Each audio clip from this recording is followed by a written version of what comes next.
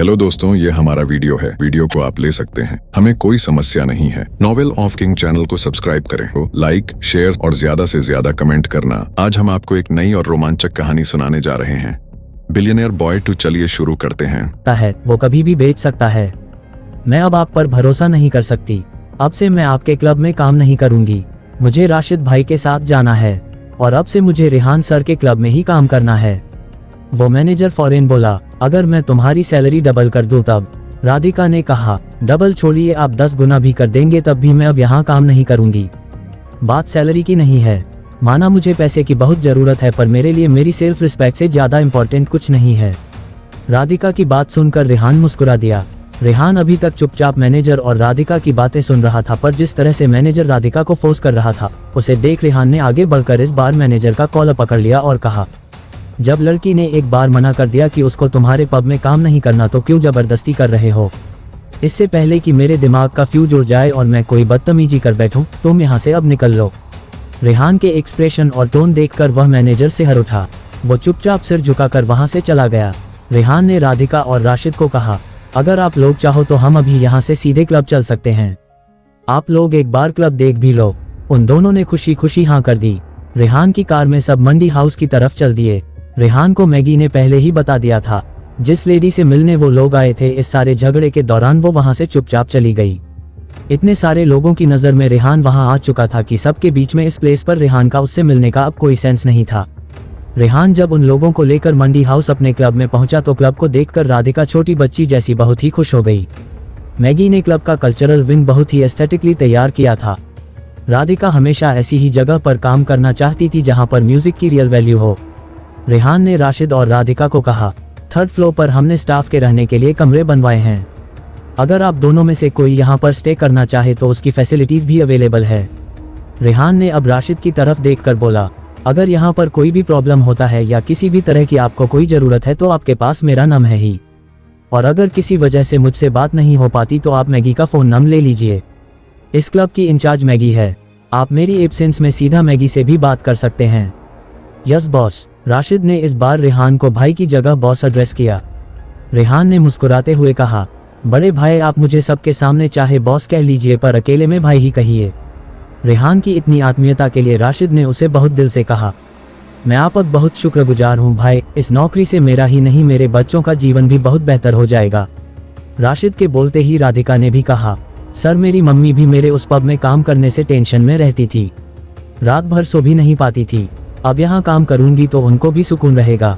रेहान ने राधिका से पूछा, राधिका तुम्हें वहाँ पर कितनी सैलरी मिलती थी? राधिका ने बताया, सर कुछ फिक्स नहीं था। मैं कस्टमर की रिक्वेस्ट के अकॉर्डिंगली गाने गाती थी। मुझे पर सॉन्ग 500 रुपये मिलते थे। कभी कभी रिक्वेस्ट बहुत सारी होती थी, 8-10 गाने गा लेती थी तो एक दिन में 5000 भी हो जाते थे। रेहान ने कुछ सोचकर कहा, यानी तुम 1 से 1.5 लाख कमा लेती थी? राधिका ने जवाब दिया, यस सर। तभी इस जॉब से जुड़े रिस्क जानने के बावजूद मैंने ये जॉब एक्सेप्ट की थी। पैसा अच्छा है और इतने पैसे में मेरे दोनों भाई बहन की पढ़ाई और घर का खर्चा आराम से निकल पा रहा था। रेहान ने राधिका को कहा, ठीक है, यहाँ भी तुमको 1.5 लाख ही सैलरी मिलेगी और जैसे जैसे यहाँ का काम प्रोग्रेस करेगा मैं तुम्हारी सैलरी बढ़ा दूंगा। राधिका ने बहुत खुश होकर कहा, सर मेरी पूरी कोशिश रहेगी कि यहाँ पर मैं ज्यादा से ज्यादा एक्टिविटीज स्टार्ट कर सकूँ। रेहान ने हाँ में सिर हिला दिया। रेहान ने जानबूझकर उसको बहुत ज्यादा ऊंची सैलरी ऑफर नहीं की, ताकि उसे ऐसा ना लगने लगे कि रेहान किसी सिंपैथी की वजह से उसको अनड्यू फेवर कर रहा है। मैगी ने अपने सबॉर्डिनेट को आवाज लगाकर कहा कि वो राधिका और राशिद को क्लब की सारी एक्टिविटीज और प्रोसीजर समझा दे ताकि वो लोग कल से ही ज्वाइन कर सकें। राशिद और राधिका उस सबॉर्डिनेट के साथ चले गए। रेहान ने मैगी से पूछा, जो लेडी पब में मिलने वाली थी अब उससे कहाँ मिल सकते हैं? मैगी ने कहा, साउथ एक्स में उसकी बुक शॉप है, हम लोग सीधे वहीं पर चलते हैं। आधे घंटे बाद रेहान और मैगी साउथ एक्स में उसकी बुक शॉप पर पहुंचे। उस समय वो लेडी सीढ़ी पर चढ़ी ऊपर की रैक्स में से बुक्स को निकालकर झाड़ रही थी। पूरी बुक शॉप खाली पड़ी थी। शॉप की हालत देखकर ऐसा लग नहीं रहा था कि वहां पर कोई बहुत ज्यादा कस्टमर आते भी हैं। रेहान और मैगी ने जब एंटर किया तो उस लेडी ने पलटकर उनकी तरफ देखा। फिर उसने मैगी को बोला, 10 मिनट रुकना पड़ेगा, मैं जरा इन रैक्स की धूल झाड़ लूं, फिर आपकी बात सुनती हूँ। रेहान ने उस लेडी को ऊपर से नीचे तक देखा और सोच में पड़ गया। जो डिस्क्रिप्शन उसका मैगी ने दिया था वह लेडी उससे बिल्कुल मैच नहीं कर रही थी। लग ही नहीं रहा था कि वह कभी वॉर जोन में भी रही है। दुनिया का हर वेपन हैंडल कर सकती है। मैगी की दी फाइल में तो ये तक लिखा था कि इसका निकनेम मौत की देवी पड़ गया था, क्योंकि जो भी टारगेट इसे दिया गया ऐसा कभी नहीं हुआ कि वो जिंदा बचा हो। पर रेहान अब उसको सामने से देखकर बहुत डिसअपॉइंट हुआ। मैगी के दिए डिस्क्रिप्शन से सिर्फ एक ही चीज मैच करती थी, उसके माथे से लेकर होठों तक लगा घाव का निशान। बाकी वह एक सिंपल हाउसवाइफ की तरह ही दिख रही थी। सीढ़ी से नीचे उतरकर वो लेडी रेहान के सामने आकर खड़ी हुई और पूछा, कौन सी किताब चाहिए आपको? मैगी एक कदम आगे आए और उस लेडी को बोली, हम जानते हैं कि तुम पहले रॉ के लिए काम कर चुकी हो।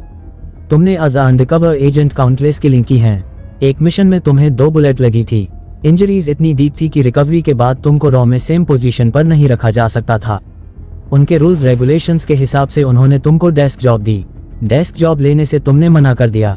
उसके बाद तुम्हें तुम्हारी जॉब से रिलीव कर दिया गया। तब से तुम ये बुक शॉप चलाती हो, पर आज भी तुम्हारे कनेक्शंस बहुत स्ट्रॉन्ग है। अंडरवर्ल्ड में होने वाली एक्टिविटीज पे तुम्हारी पैनी नजर रहती है। यहाँ तक कि दूसरी कंट्रीज के इंटेलिजेंस सिस्टम से लेकर अपनी कंट्री के इंटेलिजेंस सिस्टम तक बहुत सारी फ्रीक्वेंसीज से तुम कनेक्ट रहती हो। जब मैगी यह सब बोल रही थी तो उस लेडी के एक्सप्रेशन तेजी से बदल रहे थे। मैगी की बातों से वो लेडी बहुत हैरान थी। अचानक जाने कहां से पल भर में ही एक बड़ा सा छुरा उसके हाथ में था। उसने अपनी बॉडी को हल्का बैंड किया, पैरों में गैप क्रिएट किया और एक फाइटर की पोजीशन में आकर उन दोनों से बोल, कौन हो तुम लोग? क्या चाहिए मुझसे? उसके एक्सप्रेशन और उसका बॉडी पोस्चर इतनी तेजी से चेंज हुआ कि रेहान देख हैरान रह गया। जहां 1 मिनट पहले वह किसी हाउसवाइफ की लुक दे रही थी, अब उसकी बॉडी लैंग्वेज से साफ दिख रहा था कि वह ट्रेन फाइटर है। उसकी आंखों में इतना क्रूअल लुक था कि किसी भी आम इंसान डर जाए। रेहान ने मन ही मन सोचा, यानी वो इन्फॉर्मेशन इसके बारे में बिल्कुल सही थी। इस तरह की आंखें उसी इंसान की हो सकती है जिसने खून की नदी में डुबकियां लगाई हो। जैसे ही उस लेडी ने अपने कपड़ों में से छुरा निकाला, मैगी भी एक फाइटर पोजीशन में आकर बिल्कुल रेहान के सामने अलट खड़ी हो गई और उस लेडी से बोली, रिलैक्स, हम वही लोग हैं जिन्होंने आपको फोन करके पब में मिलने के लिए बुलाया था। मैगी का बॉडी पोस्चर देखकर वह लेडी भी समझ गई कि मैगी भी कोई आम लड़की नहीं है। अभी तक वो मैगी और रेहान को कोई कपल समझ रही थी जो उसकी दुकान में किताबें खरीदने आए हैं, पर अभी जो कुछ भी हुआ वह समझ चुकी थी कि यह लोग उसके बारे में सारी जानकारी रखते हैं और किसी बड़े मकसद से उससे मिलने आए हैं। उसने साफ शब्दों में मैगी से पूछा, तुमने मुझे फोन पर कहा था कि तुम लोग इस बुक शॉप को खरीदना चाहते हो और उसी डील के सिलसिले में मुझसे मिलना है, इसलिए मैं तुमसे मिलने को तैयार हुई थी।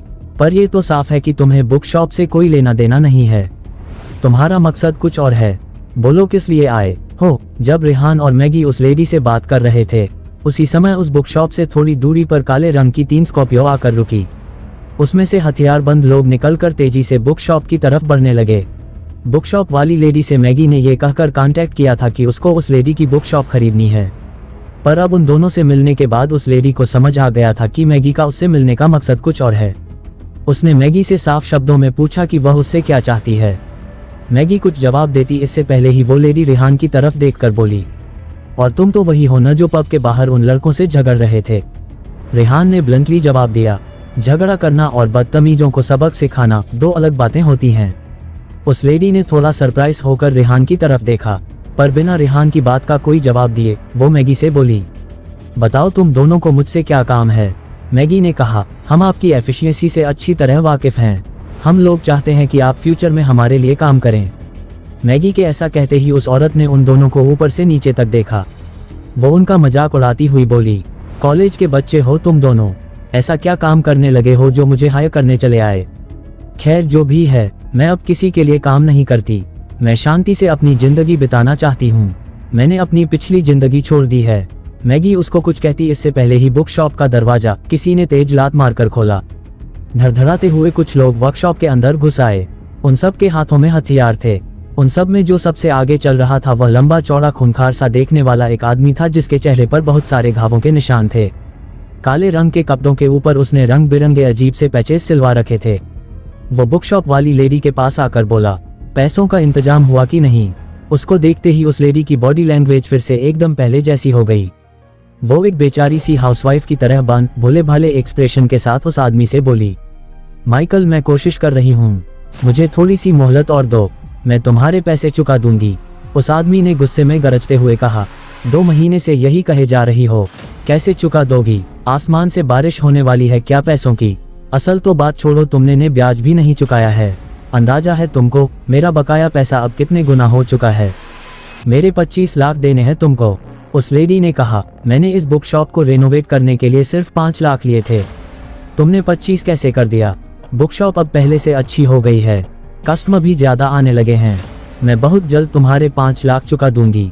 इस बात पर वह आदमी भद्दी हंसी के साथ बोला, 5 लाख नहीं 25 लाख देने पड़ेंगे तुम्हें, और 100 रुपए की ये रद्दी बेचकर तुम मेरा 25 लाख कैसे चुका पाओगी?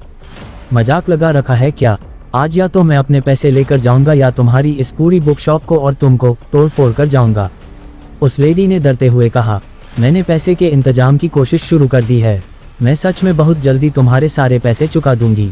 उस आदमी ने काउंटर पर रखी किताबों को तेज हाथ मारा और सारी किताबें नीचे गिरा दी। उसने बहुत तेज चीखते हुए कहा, तू इन किताबों से कुछ नहीं कमा सकेगी, ऐसा कर ये दुकान मेरे नाम कर दे। वो आदमी बात करता करता कब तुम से तू पर उतर आया पता ही नहीं चला। बुक शॉप वाली लेडी बोली, ऐसे कैसे दे दूं, दुकान तो करोड़ों की है, मुझे तुम्हारे सिर्फ 5 लाख देने हैं, बोल तो रही हूँ जल्दी चुका दूंगी। उस आदमी ने इस बार बेहद बदतमीजी से कहा, इस दुकान के अलावा तेरे पास कोई जरिया है ही नहीं, जब तेरे पास पैसे हो जाएं तब मुझसे ये दुकान छुड़ा लियो, समझी? तब तक ये दुकान मेरे कब्जे में रहेगी। रेहान उन दोनों की बहस सुनते हुए सोच रहा था, ये औरत इस आदमी से इस तरह डर के काम क्यों रही है। उसे समझ नहीं आ रहा था कि अगर वह लेडी टॉप लेवल की फाइटर है तो वह इस तरह की घटिया बातें कैसे सुन सकती है। अभी तक तो उसे इस आदमी का मुंह तोड़ देना चाहिए था। रेहान सोच में पड़ गया, कहीं अपने काम के लिए इसे अप्रोच करके वह कोई गलती तो नहीं कर रहा, क्या पता ये औरत अब उसके काम के लिए सूटेबल ही ना हो। इतने में उस आदमी ने दुकान में तोड़फोड़ करनी शुरू कर दी। रेहान एकदम से उसके आगे आकर बोला, बंद करो ये गुंडागर्दी, वो औरत बोल रही है ना कि तुम्हारे पैसे जल्दी चुका देगी। अभी तक उस आदमी ने रेहान पर ध्यान ही नहीं दिया था। रेहान ने जब उसको रोका तो उसने रेहान को ऊपर से नीचे तक देखा। रेहान के कपड़े देखकर वह समझ गया कि रेहान किसी बड़े खानदान से है। फिर उस आदमी ने मैगी की तरफ देखा और रेहान से कहा, मुझे तुमसे कोई मतलब नहीं है बच्चे, अपनी गर्लफ्रेंड को लो और दुकान से बाहर निकल जाओ। वो आदमी इतना समझदार तो था कि किसी रईस की औलाद से बिना बात झगड़ा मोल नहीं लेना चाहता था। उसके प्रोफेशन ने उसे सिखाया था कि किसी भी बड़े आदमी पर हाथ डालने से पहले सोचना चाहिए, न जाने उसका क्या ही बैकग्राउंड निकल आए। इसलिए वह रेहान से नहीं उलझा। उसने जब रेहान और मैगी को दुकान से निकल जाने को कहा तब रेहान कुछ कहने ही लगा था कि मैगी ने इशारे से रेहान को रोक दिया। मैगी के इस तरह रोकने से रेहान को हैरानी हुई पर वह उस आदमी के आगे से हट गया। रेहान ने मैगी के पास आकर पूछा, क्यों रोका तुमने मुझे? मैगी ने रेहान को कहा, उस लेडी को उसकी प्रॉब्लम से आप खुद डील करने दो। रेहान ने जवाब दिया, मुझे खुद भी दूसरों के झगड़े में पड़ने में कोई इंटरेस्ट नहीं है, पर मेरे सामने कोई इस तरह किसी औरत को परेशान करे मुझसे देखा नहीं जा रहा। मैगी ने रेहान को कहा, मैं आपकी बात समझ रही हूँ, पर हमारे लिए यह जरूरी है कि उसके क्राइसिस और बड़े हो जाए ताकि वह हमारे लिए काम करने को मजबूर हो जाए। मैं जानती हूँ यह मेरी सेल्फिश अप्रोच है, पर यकीन कीजिए वह औरत हमारे लिए बहुत फायदेमंद है, उसका हमारे लिए काम करना बेहद जरूरी है। रेहान मैगी की बात का कुछ जवाब देता, इतने में ही उस आदमी ने बहुत तेजी से दुकान में तोड़फोड़ शुरू कर दी। उसके सारे लोग भी चारों तरफ दुकान में बिखर कर किताबें फेंक कर रैक्स तोड़ने लगे। उस लेडी के चेहरे पर अब पल पल एक्सप्रेशन बदल रहे थे। जहां उसके फेस पर पहले बेचारे से एक्सप्रेशन थे, अब धीरे धीरे क्रूअल होते जा रहे थे। उस लेडी ने इस बार गुस्से में उस आदमी को कहा, माइकल मैं आखिरी बार बोल रही हूँ, अपने आदमियों को रोक ले। उस आदमी ने पलटकर उस औरत की तरफ देखकर कहा, क्या बात है, मुझे धमकाएगी अब तू? चींटी के भी पर निकल आते हैं, सुना तो था, देख आज रहा हूँ। उसके ये बोलते ही उसके सारे आदमी उस औरत पर हंसने लगे। रेहान भी मैगी का इशारा समझ चुका था। उसने जानबूझकर उस औरत को प्रोवोक करने के लिए उसकी बेइज्जती में माइकल का साथ देना शुरू किया और कहा, अच्छा हुआ जो मेरे सामने तुम्हारी असलियत पहले ही खुल गई, तुम तो भीगी हुई बिल्ली से भी गई गुजरी हो। कहाँ तो मैं सोच कर आया था कि तुमको अपने लिए काम करने को अग्री करूं, पर अब लग रहा है बच गया मैं तो। और तुम कौन सी स्टेबल लाइफ की बात कर रही थी? ये गली के गुंडे तुम्हारी दुकान की धज्जियां उड़ा रहे हैं और तुम थरथर कांपती हुई देख रही हो। यह है तुम्हारी शांति भरी जिंदगी। उस आदमी माइकल को कुछ समझ नहीं आ रहा था कि रेहान उस औरत से क्या बात कर रहा है, पर उसे वैसे भी रेहान की बातों से कोई मतलब नहीं था। उसने फिर से उस औरत की तरफ देखकर कहा, अब तू खुद निकल रही है दुकान से कि मेरे आदमी तुझे धक्के मार कर निकालें? तेरी दुकान आज से मेरे कब्जे में रहेगी। इस बार उस औरत ने दहाड़ते हुए कहा, माइकल तू और तेरे आदमी 1 मिनट के अंदर मेरी दुकान से बाहर हो जाओ, वरना नतीजा बहुत बुरा होगा। माइकल और जोर से हंसता हुआ बोला, क्या करेगी तू, मारेगी, आजा मार, आजा आजा, कहकर माइकल पागलों की तरह हंसने लगा, साथ ही उसके सारे आदमी भी। इतना प्रोवोकेशन तो उस औरत के लिए शायद उसकी बर्दाश्त से बहुत बाहर था। अगले 5 मिनट तक पूरी दुकान के अंदर धूमधाम धान्य की आवाजें होती रहीं। उसके बाद माइकल के सारे आदमी एक साथ नीचे पड़े तड़प रहे थे। कोई चिल्ला रहा था, हाय मेरा हाथ, कोई बोल रहा था, मेरा पैर टूट गया, कोई दर्द से चीख रहा था, मेरा सिर फट गया, माइकल के मुंह से भी खून निकल रहा था। वो 15 लोग पूरी दुकान में पड़े हुए हाय हाय कर रहे थे। रेहान उस औरत की फुर्ती देखकर दंग रह गया। रेहान जानता था कि मैगी ने उसे चुना है तो कुछ सोचकर ही चुना होगा, पर जो अभी अभी रेहान ने देखा ये तो बियॉन्ड एक्सपेक्टेशन था। रेहान को अब समझ आया कि उसका निकनेम मौत की देवी क्यों पड़ा होगा। 5 मिनट के अंदर उसने 15 लोगों की वो हालत कर दी थी कि उन लोगों को बिस्तर से उठने में ही 15 दिन लग जाने वाले थे। उस माइकल ने भी दर्द से बिलबिलाते हुए उस औरत की तरफ देखकर पूछा, कौन हो तुम, कैसे किया तुमने ये? उस औरत के चेहरे के एक्सप्रेशन एक बार फिर से बदलने शुरू हो गए। कुछ ही पलों में वह पहले की तरह बेचारी और कमजोर दिखने लगी।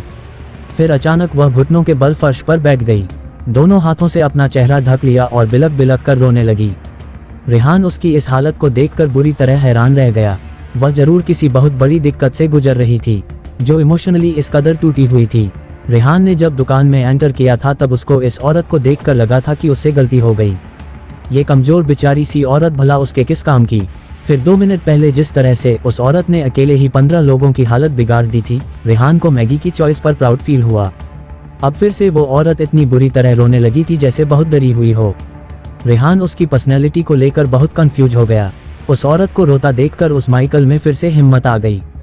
वो बोला, तू यह मत समझना कि ये मामला यहाँ खत्म हो गया, मैं छोड़ूंगा नहीं तुझे, ये दुकान तो मैं तुझसे लेकर रहूंगा। इस बार उस औरत ने कुछ नहीं कहा, मुंह पर हाथ रखे बस रोती रही। रेहान उस औरत के पास गया और नीचे जमीन पर बैठकर बहुत धीरे से उसे बोला, इतने धीरे से कि उसकी बात उस औरत के सिवाय और किसी को सुनाई ना दे। रेहान ने उसे कहा, मित्तल एम्पायर का नाम सुना है, पेट्रोलियम, स्टील, एनर्जी, कंस्ट्रक्शन और भी बहुत सारे बिजनेस हैं हमारे। उस औरत ने रेहान के ये बोलते ही चेहरे से हाथ हटाकर हैरानी से रेहान को देखा। रेहान ने फिर से कहा, तुम हर जगह की इतनी खबर रखती हो, दुनिया की सारी क्रुशल एक्टिविटीज के बारे में तुम जानती हो, तो तुम्हें पता ही होगा वर्ल्ड पॉलिटिक्स से लेकर इंटरनेशनल ट्रेडिंग में मित्तल एम्पायर की क्या पोजीशन है। उस औरत ने बहुत हैरानी से रेहान को कहा, तो क्या तुम मित्तल एम्पायर के वही वारिस हो जो पिछले 6 साल से कहां गुमनामी की जिंदगी जी रहा है? ये किसी को नहीं पता था। उस औरत की इस बात पर रेहान भी सरप्राइज हो गया, यानी वह औरत हर जगह की वाकई बहुत डीप इंफॉर्मेशन रखती है। रेहान ने मुस्कुराते हुए कहा, हाँ मैं वही हूँ, पर अब लौट आया हूँ। मित्तल एम्पायर को अब मैं ही संभालूंगा। मुझे अपने यहाँ काम करने के लिए आप जैसे रिलायबल और एफिशिएंट लोगों की जरूरत है, इसलिए मैं आपको जॉब ऑफर करने आया हूँ। रेहान और उस औरत को आपस में धीरे धीरे बात करते देखकर वो माइकल एक बार फिर चिल्लाया। उसको लगा कि रेहान की शय पर ही वो औरत उस पर हाथ उठाने की हिम्मत कर पाई है। उसने रेहान को गंदी गाली देते हुए कहा, नाली के कीड़े, तेरे टुकड़े टुकड़े करके कुत्तों को खिलाऊंगा। तूने इस चुड़ैल को भड़काया है मेरे खिलाफ, छोड़ूंगा नहीं तुझे। उस आदमी का ये बोलना था कि मैगी का गुस्से में सिर घूम गया। उसने पास रखी लोहे की रैक में लात मारी और उसमें से लोहे की रॉड उखाड़ ली। मैगी लोहे की रॉड को लेकर जिस तरीके से उस आदमी की तरफ बढ़ी, सारे दंग रह गए। माइकल शॉक्ड था, ये लड़की है या सुपरवुमन? एक झटके में लोहे का पूरा रैक तोड़कर एक हाथ से ही लोहे की छड़ खींचकर बाहर निकाल ली। मैगी इतने क्रूअल एक्सप्रेशन के साथ माइकल की तरफ बढ़ी कि माइकल हाथ जोड़कर बिल्कुल जमीन पर लेटकर माफी मांगने लगा। नहीं नहीं, मुझे मत मारो, मैं अपने सारे वर्ड्स वापस लेता हूँ, प्लीज मुझे मत मारो। डर के मारे उसका ये हाल हो गया कि उसने अपनी पेंट तक गीली कर डाली। रेहान ने जब उसकी यह हालत देखी तो एकदम से मैगी को रोकते हुए कहा, रुक जाओ मैगी, इसका खून करना हमारा मकसद नहीं है। मैगी ने पलटकर रेहान को कहा, इसने क्या सोचा आपको इस तरह गाली देगा तो मैं इसे जिंदा छोड़ दूंगी, ये तो आज जान से जाएगा। कहकर मैगी ने रॉड को हवा में लहराया। इससे पहले कि वह उस रॉड से माइकल का सिर फाड़ देती, रेहान ने फुर्ती से उसका हाथ पकड़ लिया। इस बार रेहान ने मैगी को सख्त शब्दों में कहा, रुको मैगी, मैं तुम्हारी फीलिंग समझता हूँ, पर हमें ये खून खराबा नहीं करना है। मैगी इस बार रेहान की बात मानकर 2 कदम पीछे हट गई। फिर रेहान ने उस माइकल की तरफ देखकर कहा, क्या तुमने इस औरत को कर्जा देते हुए कहीं पर इसके साइन भी लिए हैं? उस माइकल ने रोते हुए हाँ में सिर हिलाया। रेहान ने बोला, कागज दिखाओ कहाँ है? वो कागज उस आदमी की जेब में ही था। उसने निकालकर रेहान के आगे कर दिया। उस कागज में लिखा था कि उस औरत ने माइकल से 5 लाख रुपए लिए हैं, जो उसे 6 महीने के अंदर चुकाने हैं। रेहान ने गुस्से में उस आदमी को एक लात मारी और कहा, 2 महीने में ही तूने के 5 लाख के 25 लाख कर दिए। साले तुम लोग लोन देकर मदद करने के नाम पर खून चूसने वाले पैरासाइट्स हो। रेहान ने पलटकर उस औरत की तरफ सवाल भरी नजरों से देखा। रेहान ये तो समझ रहा था कि ऐसा नहीं हो सकता कि वो औरत माइकल की घटिया हरकतों के बारे में ना जानती हो। उसके बावजूद उसने माइकल से पैसे लिए। ऐसी क्या बड़ी वजह हो सकती है? रेहान और मैगी उस लेडी को अपने इंटेलिजेंस डिपार्टमेंट के लिए हायर करने आए थे। जब उस लेडी से बात कर रहे थे तब उस बुक शॉप में माइकल नाम का आदमी अपनी गुंडों के साथ घुस आया। उसका कहना था उस लेडी ने उसके 25 लाख रुपए देने हैं। वहां पर उसने मारपीट की तो मैगी ने उन सबको धूल चटा दी। मैगी से बुरी तरह पीटने के बाद अब वो जमीन पर पड़ा अपनी जिंदगी की भीख मांग रहा था।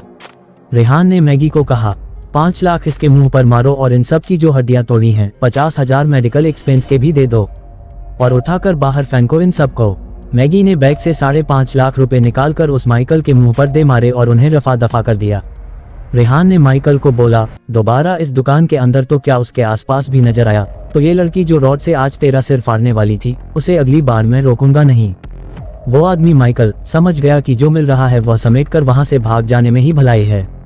उसने सारे पैसे समेटे। वो और उसके सारे आदमी गिरते पड़ते दुकान से बाहर भाग गए। उनको डर लग रहा था कि मैगी को दोबारा से गुस्सा आ गया तो जाने फिर क्या ही होगा। उनके जाने के बाद रेहान ने एक बार फिर उस औरत से पूछा, क्या मैं जान सकता हूँ तुम्हारी ऐसी क्या मजबूरी है जो तुमने इस जैसे गलीच आदमी से 5 लाख रुपए लिए, जबकि मैं समझता हूँ कि तुम इसका बैकग्राउंड भी बखूबी जानती होंगी। वो तुमको गालियां देकर जलील कर रहा था पर तुम चुप खड़ी थी। बताओ मुझे इस सब के पीछे क्या वजह है? वह सिर झुकाए रेहान की बात सुनती रही और कोई जवाब नहीं दिया। रेहान ने फिर से पूछा, फॉर गॉड सेक जवाब दो, तुम इतनी कैपेबल होकर इस तरह की मिसरेबल लाइफ क्यों जा रही हो? इस बार वो बोली, मैं अपने लिए जी ही नहीं रही, मेरी जिंदगी किसी और के लिए है। रेहान थोड़ा सरप्राइज होकर मैगी की तरफ देखा और फिर दोबारा उस लेडी से पूछा, क्या मैं जान सकता हूँ किसके लिए? उस लेडी ने एक लंबी गहरी सांस ली और बताना शुरू किया, वो सुबह किसी आम सुबह जैसी नहीं थी। मेरी पूरी टीम ने पीओके में एक टेम्पररी इंटेलिजेंस बेस तैयार किया हुआ था। हमको इन्फॉर्मेशन मिली थी वहां आतंकवादियों का नया ट्रेनिंग कैंप शुरू होने वाला है जिसमें वो हिंदुस्तान से बरगलाकर 40 टीनेज लड़कों को लाने वाले थे।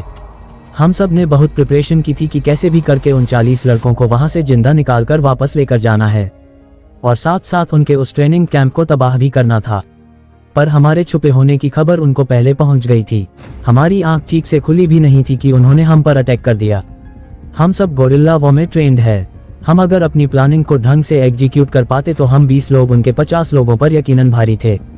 पर उस समय उन लोगों ने हमें संभलने का मौका ही नहीं दिया। हमारे बीच में कोई तो गद्दार था जिसने उन्हें हमारी एग्जैक्ट लोकेशन की इंफॉर्मेशन दी। उनके अटैक की इंफॉर्मेशन हम तक पहुंच नहीं पाए। उसे पहचानने में हमसे चूक हुई। फिर पता चला कि वो सिर्फ 50 लोग नहीं थे, उन्होंने अपने लिए बैकअप बना रखा था। सुबह के 4 बजे तकरीबन 100 लोगों ने हमें चारों तरफ से घेर लिया। रॉकेट लॉन्चर, मशीन गन और भी बहुत से एडवांस वेपन उनके पास थे। वैसे भी इन आतंकवादियों को सारे high definition weapons Pakistan army ही सप्लाई करती है। उसके अलावा उनके पास ट्रेन स्नाइपर्स भी थे। उनके इतने फुल प्रूफ अटैक के बावजूद मैं वहां से निकलने में कामयाब रही। पर मैं अकेली नहीं थी, मेरे कमांडर मेरे साथ थे। इतना सब कुछ कहकर वो कुछ देर चुप हो गई। उसकी आंखें दबा गई। मैगी ने अपनेपन से उसके कंधे पर हाथ रखकर उसका कंधा हौले से दबाया। उसने नजर उठाकर मैगी को देखा, सिर हिलाया और एक गहरी सांस लेकर फिर से बताना शुरू किया, मैं अपने कमांडर को सहारा देकर वहां से निकालने की कोशिश कर रही थी। उन आतंकवादियों के फेंके हुए बमों से उनका एक पैर और एक हाथ शरीर से अलग हो चुका था। उनका आधा अधूरा शरीर मेरे हाथों में था। मैं अपनी पूरी शक्ति लगाकर उनको उस एरिया से बाहर ले जाने की कोशिश कर रही थी। मुझे किसी भी तरीके से उन्हें वहां से निकालना था। वह मेरे कमांडर हैं, पर उसके अलावा भी वो मेरे सब कुछ है। वो लेडी एक पल रुकी और फिर से बताने लगी, इसी जद्दोजहद में पता नहीं कहां से एक के बाद एक 2 बुलेट मुझे आकर लगी। एक मेरी गर्दन को चीरती हुई और दूसरी मेरी अंतड़ियों के बीच में जा धंसी। ये उनके स्नाइपर का काम था। उसका निशाना अचूक था, पर जब ये गोलियां मुझे लगी मैं ऑलमोस्ट बॉर्डर तक पहुंच गई थी। अपनी पोजीशन मैंने बॉर्डर के उस पार कन्वे कर दी थी। उन लोगों ने हमें टाइमली रेस्क्यू किया और एयरलिफ्ट कराकर मिलिट्री हॉस्पिटल पहुंचा दिया।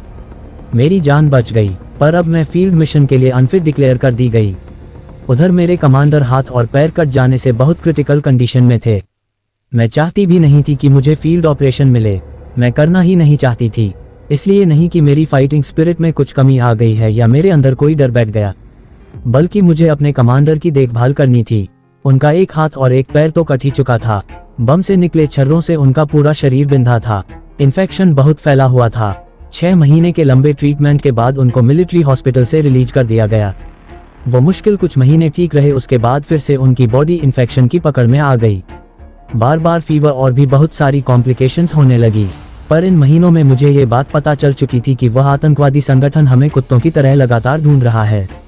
मैं अब उनको ट्रीटमेंट के लिए मिलिट्री हॉस्पिटल ले जाने का रिस्क नहीं ले सकती थी। वह यकीनन हमें रास्ते में ही मार देंगे या फिर मिलिट्री हॉस्पिटल में किसी ना किसी को पैसे खिलाकर। मुझे पता नहीं क्यों किसी पर अब भरोसा नहीं रहा। हम काफी टाइम से छुप कर रह रहे हैं। उस आतंकवादी संगठन के लोग अभी तक हमें ढूंढ रहे हैं, इसलिए मैं घर में ही उनका ट्रीटमेंट करवा रही हूँ। बहुत पैसा लग रहा है, उन्हीं के लिए मुझे इतने पैसे की जरूरत पड़ती है।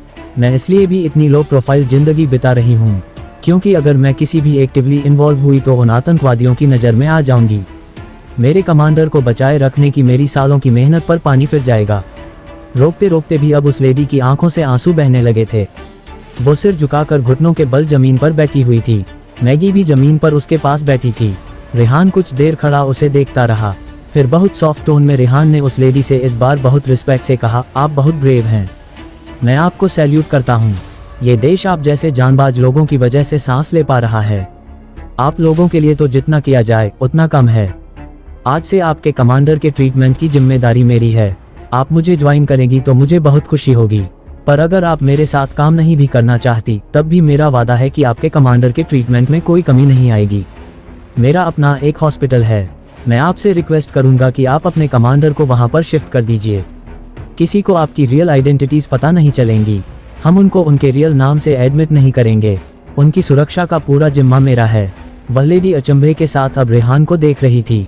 रेहान ने उसे फिर कहा, मुझ पर भरोसा कीजिए, मैं आपको लेट डाउन नहीं करूंगा। जो कहा है निभा कर दिखाऊंगा।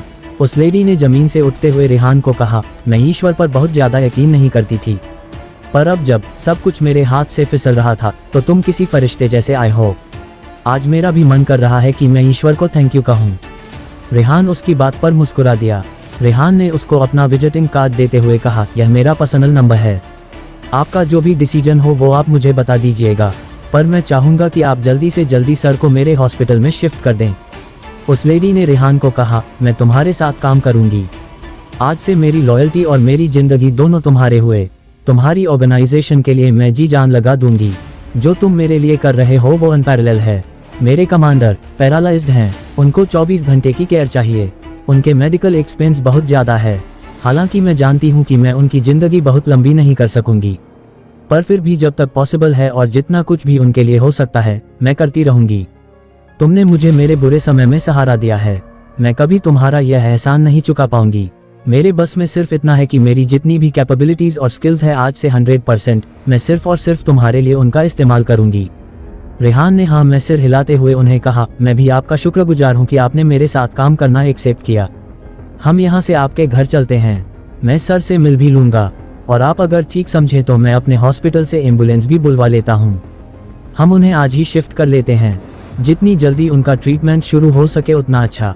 रेहान का इतना कंसर्न देखकर वो औरत बहुत भावुक हो गई।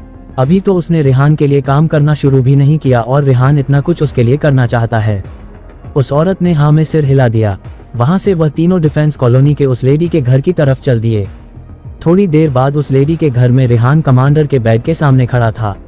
उनका पूरा शरीर बेजान था, सिर्फ आंखें हरकत कर रही थी। वो लेडी बेड की साइड में रखे स्टूल पर बैठी अपने कमांडर को रेहान के बारे में सब कुछ बता रही थी। आखिरी में उसने अपने कमांडर से कहा, हम आपको यहाँ से इनके हॉस्पिटल में शिफ्ट कर रहे हैं। वहाँ आपकी बहुत अच्छी केयर होगी, पर मैं अब आपसे रोज मिलने नहीं आ सकूंगी। मैंने इनके इंटेलिजेंस डिपार्टमेंट में काम करना एक्सेप्ट कर लिया है। उस लेडी के ये कहते ही कमांडर की आंखों में 2 बूंद आंसू टपक गए। रेहान ने आगे बढ़कर उनके कंधे पर हाथ रखते हुए कहा, सर मैं खुशकिस्मत हूँ कि मुझे आपकी सेवा का मौका मिल रहा है। मैं आपको तहे दिल से सैल्यूट करता हूँ। And you just don't worry, I will make sure कि मैम आपसे फ्रिक्वेंटली मिलने आती रहें। आप निश्चिंत रहिए, हम सब मिलकर आपका बहुत ख्याल रखेंगे। उस आदमी ने रेहान की बात पर पलकें झपका कर रेहान को जैसे थैंक यू कहा। रेहान का गोल्डन हॉट देखकर उस लेडी की आंखों में रेहान के लिए रेस्पेक्ट एयर बढ़ गई। रेहान ने बुक शॉप से निकलने से पहले ही हॉस्पिटल फ़ोन कर दिया था। थोड़ी देर बाद ही वहां हॉस्पिटल की फुली इक्विप्ड मेडिकल बस पहुंच गई। वो लोग जब कमांडर को शिफ्ट करने के लिए घर के अंदर आए तो उनके साथ कोई और भी था, जिसे देखकर रेहान सरप्राइज हो गया। शेफाली रेहान के सामने मुस्कुराती हुई खड़ी थी। रेहान उसे एक पल देखता रहा, फिर आगे बढ़कर उसे गले लगाते हुए बोला, what a pleasant surprise Shefali, कितने समय बाद देख रहा हूँ तुमको। शेफाली ने शिकायती लहजे में कहा, तुमने हॉस्पिटल की तरफ आना ही छोड़ दिया, पता नहीं इतना कहाँ बिजी रहते हो जो दोस्तों की याद ही नहीं आती। रेहान ने हंसते हुए शेफाली को कहा, हाँ बिजी तो बहुत रहने लगा हूँ, पर तुम यहाँ कैसे। शेफाली ने बताया, तुम हॉस्पिटल की एक्टिविटीज में इन दिनों इन्वॉल्व नहीं हो इसलिए तुम्हें नहीं पता। सचिन सर ने मुझे एडमिनिस्ट्रेटिव डिपार्टमेंट का हेड बना दिया है, वहाँ का सारा एडमिनिस्ट्रेशन अब मैं ही देख रही हूँ। मुझे स्टाफ ने इन्फॉर्म किया कि तुम्हारा कॉल आया है और तुमने कहा कि तुम किसी को यहाँ शिफ्ट करना चाहते हो। मुझे बहुत क्यूरियोसिटी हुई कि कौन बीमार है, फिर तुमसे मिले भी बहुत दिन हो गए थे तो मैं खुद ही आ गई। रेहान ने शेफाली को कहा, ये तुमने बहुत अच्छा किया, मुझे भी तुमसे मिलकर बहुत अच्छा लग रहा है। शेफाली की नज़र बार बार मैगी पर रुक रही थी। रेहान ने मुस्कुराते हुए मैगी को आवाज दी और कहा, इधर आओ मैगी, तुमको अपनी दोस्त से मिलाता हूँ। ये है शेफाली जोशी, पहले सिटी बैंक में काम करती थी। इनके फादर बहुत बीमार रहते हैं और उनकी देखभाल के लिए कोई उनके साथ होना बहुत जरूरी है, तो अब हमारे हॉस्पिटल का एडमिनिस्ट्रेटिव डिपार्टमेंट देखती हैं, साथ साथ अपने फादर की देखभाल भी कर रही हैं। शेफाली ने मुस्कुराते हुए मैगी की तरफ हाथ बढ़ाया। शेफाली की आंखों में अब भी शरारती चमक थी, जिसे देखकर रेहान ने कहा, जैसा तुम सोच रही हो ऐसा कुछ भी नहीं है, मैगी मेरी बॉडीगार्ड है। ये सुनते ही शेफाली ने हैरानी से मैगी को देखा। मैगी को देखने से कोई कह ही नहीं सकता था कि वो किसी की बॉडीगार्ड होने जैसा रफ टफ काम कर सकती है। शेफाली को मैगी से जेलेसी फील हो रही थी। मैगी थी ही इतनी खूबसूरत और रेहान का पसोना तो ऐसा था कि उससे किसको प्यार नहीं हो जाएगा। शेफाली जानती थी कि रेहान उसकी पनहुत से बहुत दूर है, वो शेफाली को सिर्फ एक दोस्त की तरह देखता है, पर शेफाली का दिल बार बार रेहान की तरफ खींचता आ रहा था, जो वो खुद भी नहीं जान पाई थी। शेफाली ने फिर रेहान से पूछा, ये लोग कौन हैं जिनके लिए तुमने हॉस्पिटल से एम्बुलेंस बुलाई है। इस सवाल पर रेहान ने शेफाली को सिर्फ इतना बताया कि वह एक बुक शॉप में रेगुलर जाता है और उसको अभी रिसेंटली ही पता चला कि बुक शॉप के ओनर के हस्बैंड काफ़ी बीमार रहते हैं। वो चाहता है कि उनके हस्बैंड का ट्रीटमेंट उसके हॉस्पिटल में हो। उसने शेफाली को कहा, मैम को मैं बड़ी बहन की तरह रिस्पेक्ट करता हूँ, इसलिए ये लोग मेरे अपने ही हुए। शेफाली ने मुस्कुराकर रेहान को कहा, तुम दिल के हीरा हो, कितनों की मदद करते हो। रेहान उसकी बात पर बस मुस्कुरा दिया। शेफाली ने सारे अरेंजमेंट्स किए और कमांडर को लेकर वहां से चली गई। उनके जाने के बाद उस लेडी ने रेहान से कहा, मैं अब कम्प्लीटली फ्री हूँ, हम आज से ही काम शुरू कर सकते हैं। अगर आपके पास मेरे लिए कोई असाइनमेंट है तो प्लीज बताइए। रेहान उसकी डेडिकेशन देखकर मुस्कुराता हुआ बोला, फिलहाल तो हमें किसी से मिलने जाना है, ऐसा कीजिए आप भी हमारे साथ चलिए। रेहान ने मैगी को कहा, तुम्हारे दिए प्रोफाइल्स में जो फाइटर लड़का था, चलो अब उससे भी मिल लेते हैं। मैगी ने हाँ में सिर हिलाया और तीनों रेहान की कार की तरफ बढ़ गए। बुगाटी अब मैगी चला रही थी, वो लेडी आगे बैठी थी और रेहान पीछे। थोड़ी देर बाद वो धौलाकुआं की एक कंस्ट्रक्शन साइट पर थे। वो तीनों जब कार से बाहर निकले तो देखा वहां पर भयंकर अफरा तफरी मची हुई है। शेफाली के साथ कमांडर को हॉस्पिटल शिफ्ट करने के बाद वह तीनों धौलाकुआं आ गए। यहाँ की कंस्ट्रक्शन साइट पर वो फाइटर लड़के से मिलने आए थे जिसका प्रोफाइल मैगी ने रेहान को दिया था। वह लोग जब कंस्ट्रक्शन साइट पर पहुंचे तो वहां पर बहुत शोर शराबा और नारेबाजी हो रही थी। रेहान ने वहां खड़े एक वर्कर से पूछा, किस बात के लिए इतना हंगामा मचा हुआ है भाई। उस वर्कर ने बताया, 6 महीने से हम लोगों को तनख्वाह नहीं दी गई है। यह मालिक लोग खुद तो शराब की पार्टियों में रात दिन पैसा उड़ाते हैं और हमें हमारी तनख्वाह तक नहीं दे रहे, हमारे बच्चे भूखे मर रहे हैं। पास खड़े एक बुजुर्ग ने कहा, ये लोग एक दिन की शराब पर जितना उड़ा देते हैं उतने में महीने भर हमारे बच्चे रोटी खा सकते हैं, पर हमारा पैसा मारकर ये लोग अयाशी कर रहे हैं। बिल्डर से मांगो तो कहता है कंस्ट्रक्शन कंपनी ने नहीं दिया, कंस्ट्रक्शन कंपनी तक जाओ तो कहता है डेवलपमेंट स्टेट ने नहीं दिया। हम लोग इधर से उधर बस मारे मारे फिर रहे हैं, हमारी कहीं सुनवाई नहीं हो रही। काम छोड़कर जाएं भी तो जाएं कहाँ, रोजगार कहाँ है। हम लोग दूर दराज अपने गांवों से घर परिवार छोड़कर बाहर मजदूरी करने निकलते हैं कि बच्चों का पेट भर सके। यहाँ भी हमारे साथ इस तरह की धोखाधड़ी होती है। कहते कहते उस बुजुर्ग की आंखों में आंसू आ गए। उन मजदूरों ने उस कंस्ट्रक्शन साइट के अंदर जाने का रास्ता रोक रखा था। तभी पीछे से काले रंग की फॉर्च्यूनर आए और तेज तेज हॉर्न देने लगी। मजदूर जब नहीं हटे तो उस गाड़ी का शीशा नीचे हुआ।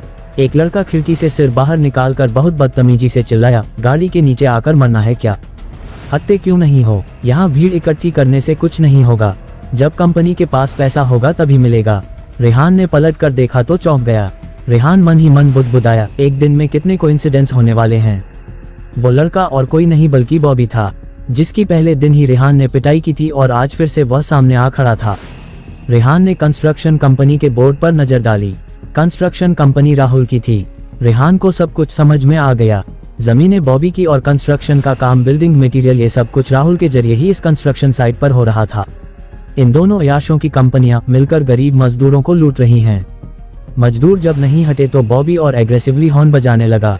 एक मजदूर हिम्मत करके आगे आया और बोला, मालिक 6 महीने से हमारे पैसे नहीं मिले हैं, हमारे बच्चे भूखे मर रहे हैं। बॉबी ने गुस्से में दहाड़ते हुए कहा, तुम लोग बच्चे भी तो होलसेल में पैदा करते हो, उनका जीना क्या मरना क्या? जिसको काम नहीं करना वह बेशक छोड़कर चला जाए, कंपनी के पास जब पैसे होंगे तभी दिए जाएंगे। एक जवान मजदूर लड़का सामने आया और बोला, हम यहाँ पर मेहनत करते हैं, हमारी तनख्वाह हमारा हक है, आपकी गालियाँ खाने नहीं आते हम। बॉबी गुस्से में गाड़ी से उतरा और उस लड़के के पास जाकर बोला, बड़ी हिम्मत आ गई है जो मुझसे जबान चला रहा है, यही गाड़ दूंगा जमीन में नाली के कीड़े। वो यंग लड़का कुछ बोलने को हुआ, इतने में ही 2 बुजुर्गों ने उसको पीछे खींच लिया। अभी थोड़े ही दिन पहले की बात है, कंस्ट्रक्शन साइट पर एक लड़के ने गलती से बॉबी के कपड़ों पर सीमेंट गिरा दिया।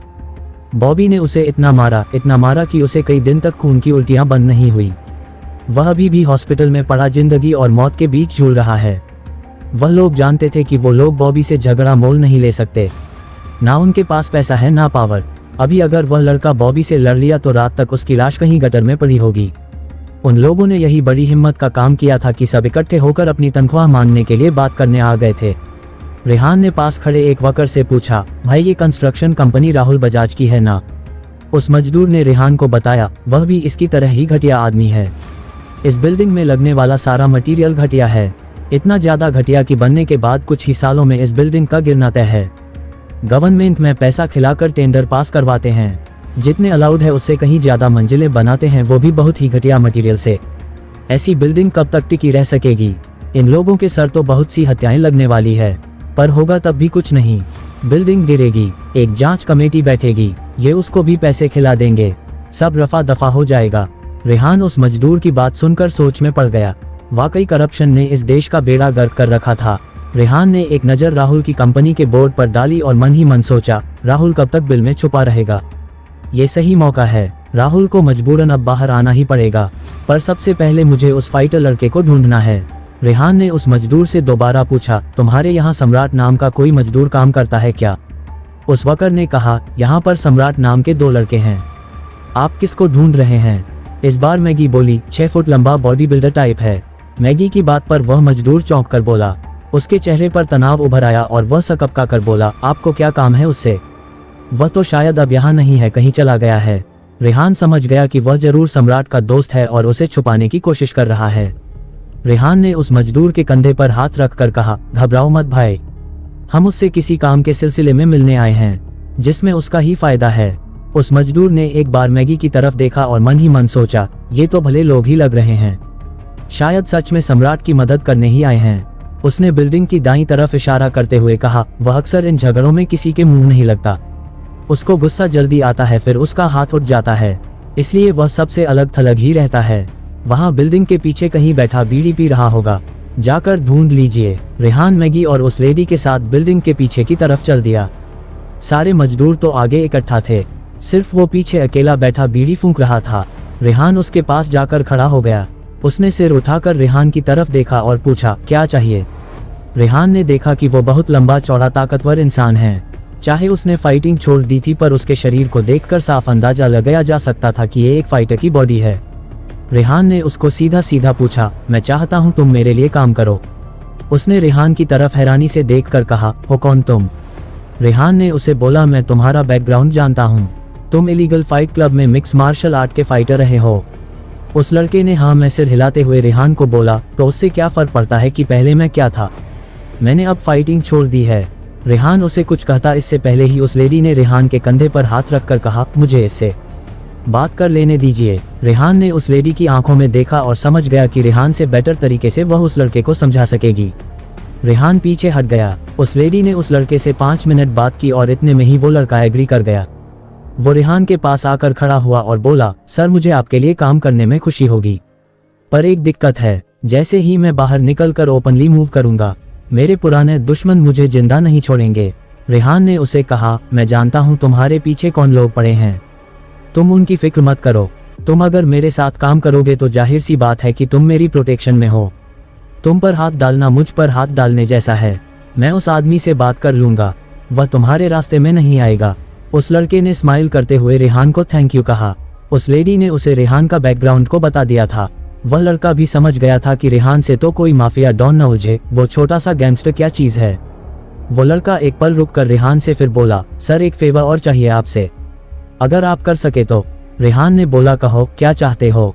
उस लड़के ने कहा, सर इन मजदूरों को 6 महीने से सैलरी नहीं मिली है। इनमें से बहुत से मेरे दोस्त हैं। मेरे पास जब कुछ भी नहीं था तब भी इन लोगों ने मेरी बहुत मदद की।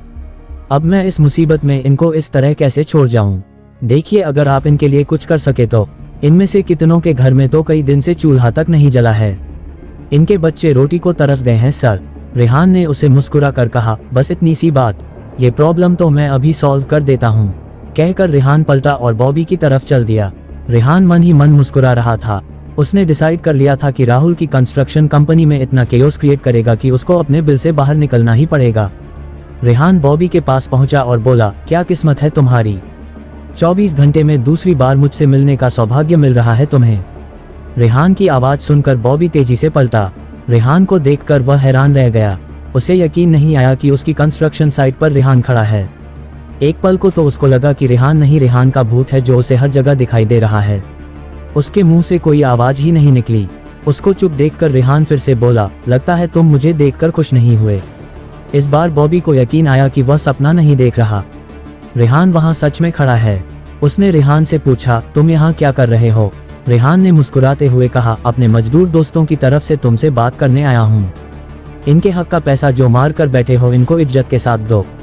रेहान ये सोचकर मुस्कुराने लगा कि सुबह से वह लोगों के हक में उनके पैसों के लिए लड़ ही रहा है, पहले उस लेडी के लिए और अब यहाँ वकस के लिए। रेहान को अपने इस नए सेवियर अवतार में मजा आ रहा था। बॉबी रेहान की पावर से वाकिफ था, इसलिए उसने बहुत पोलाइटली रेहान को जवाब दिया, इस सब से तुम्हारा कोई लेना देना नहीं है।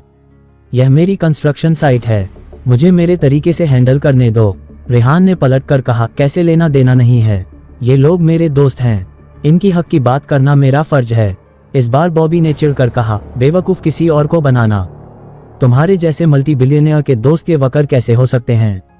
रेहान ने बॉबी को बोला, क्यों नहीं हो सकते, ये लोग मेरे दोस्त ही हैं, इसलिए तो मैं आया हूँ, वरना मैं यहाँ क्यों होता। बॉबी का गुस्सा अब 7वें आसमान पर था। वह बहुत मुश्किल से खुद को कंट्रोल करते हुए बोला, पहले वह सिक्योरिटी गार्ड तुम्हारा दोस्त था, अब यह मजदूर तुम्हारे दोस्त हैं। मैं खूब समझ रहा हूँ कि तुम मुझे जानबूझकर तंग कर रहे हो। यह मत समझना कि राहुल तुमसे डर गया तो मुझे भी तुम डरा लोगे। रेहान के चेहरे के एक्सप्रेशन एक झटके में बदल गए। रेहान जो थोड़ी देर पहले स्माइल कर रहा था, अब उसके फेस पर इतने क्रूअल एक्सप्रेशन थे कि बॉबी भी सिहर कर एक कदम पीछे हट गया। रेहान ने बोन चिलिंग टोन में कहा, तुझे क्या लगता है राहुल क्यों मुझसे बचता फिर रहा है? क्योंकि उसको पता है जिस दिन वो मेरे सामने आया वो उसकी जिंदगी का आखिरी दिन होगा। तू भी अपना यही हश्र चाहता है क्या? मेरे खिलाफ खड़ा होकर जिंदा बचना तो नामुमकिन है। रेहान की टोन ऐसी थी कि बॉबी की जान हलक में आ गई। बॉबी जानता था कि राहुल बहुत पावरफुल है, उसके बावजूद रेहान से बचता फिर रहा है। इसका एक ही मतलब है कि राहुल जैसा पावरफुल आदमी भी रेहान के सामने कुछ नहीं है। तो फिर वह तो चीज ही क्या है? बॉबी ने अपना गुस्सा पीते हुए इस बार बहुत नीची आवाज में रेहान को कहा, देखो तुम्हारी और मेरी कोई दुश्मनी नहीं है, मैं तुम्हारे रास्ते में नहीं आ रहा, तुम मेरे रास्ते में मत आओ, ये मेरा काम है, मुझे मेरे तरीके से करने दो। रेहान ने कहा, मुझे तुम्हारे काम में इंटरफेयर करने में कोई दिलचस्पी भी नहीं है, तुम इन मजदूरों के हक का पैसा दो और बात को खत्म करो। बॉबी अंदर अंदर उबल रहा था। बहुत मुश्किल से अपना गुस्सा जब्त करके बोला, तुम इतने बड़े आदमी हो, इन मजदूरों के लिए बिना बात का बखेड़ा क्यों खड़ा कर रहे हो? रेहान ने पलट कर कहा, यही बात मैं तुमसे कह सकता हूँ, तुम्हारे पास भी पैसे की कमी नहीं है, इन गरीबों का हक मारकर तुम्हारा कौन सा बहुत फायदा हो जाएगा, इसलिए कह रहा हूँ कि मजदूरों की सैलरी दे दो। बॉबी कुछ देर सोचकर बोला, राहुल की कंपनी से मुझे पैसा नहीं मिला है, मैं इन लोगों को अपनी जेब से पैसा फिर क्यों दूं? रेहान समझ गया कि बॉबी से माथा मारने का कोई मतलब नहीं बनता। वैसे भी उसको राहुल को सबक सिखाना था। रेहान ने बहुत फ्लैट टोन में बॉबी को कहा, जब तुम किसी लायक ही नहीं हो तो तुम्हें इस कंस्ट्रक्शन साइट पर होना भी नहीं चाहिए। यहाँ का मैटर राहुल से मैं खुद सॉल्व करूंगा, तुम यहाँ से चलते बनो। बॉबी कुछ बोलने को हुआ, फिर यह सोचकर चुप रह गया कि रेहान ये सब राहुल को सबक सिखाने के लिए कर रहा है। उसको राहुल को डिफेंड करने में कोई दिलचस्पी नहीं थी। वह 2 कदम पीछे हटता हुआ बोला, ठीक है, अब से तुम जो चाहे करो, मेरा यहाँ से कोई लेना देना नहीं। मैं तो वैसे भी राहुल की एब्सेंस में काम संभाल रहा था, कहकर वह अपनी फॉर्च्यूनर की तरफ बढ़ गया। उसको इस तरह वापस जाता देखकर वर्कर्स रेस्टलेस हो गए। उनको सुनाई तो नहीं दे रहा था कि रेहान क्या बात कर रहा है, पर बॉबी उनकी सैलरी के बारे में कुछ भी कहे बिना जा रहा था। वो लोग परेशान हो उठे, पर रेहान मुस्कुरा रहा था। उसके दिमाग में आगे का पूरा प्लान बिल्कुल क्लियर था। धौला कुआं की उस कंस्ट्रक्शन साइट पर वर्कर्स बहुत परेशान थे। बॉबी उनकी तनख्वाह दिए बिना ही लौट गया था। बॉबी के जाने के बाद वो फाइटर लड़का रेहान के पास आकर बोला, आपने उस बॉबी से क्या बात की, क्या वह हमारी सैलरी देगा?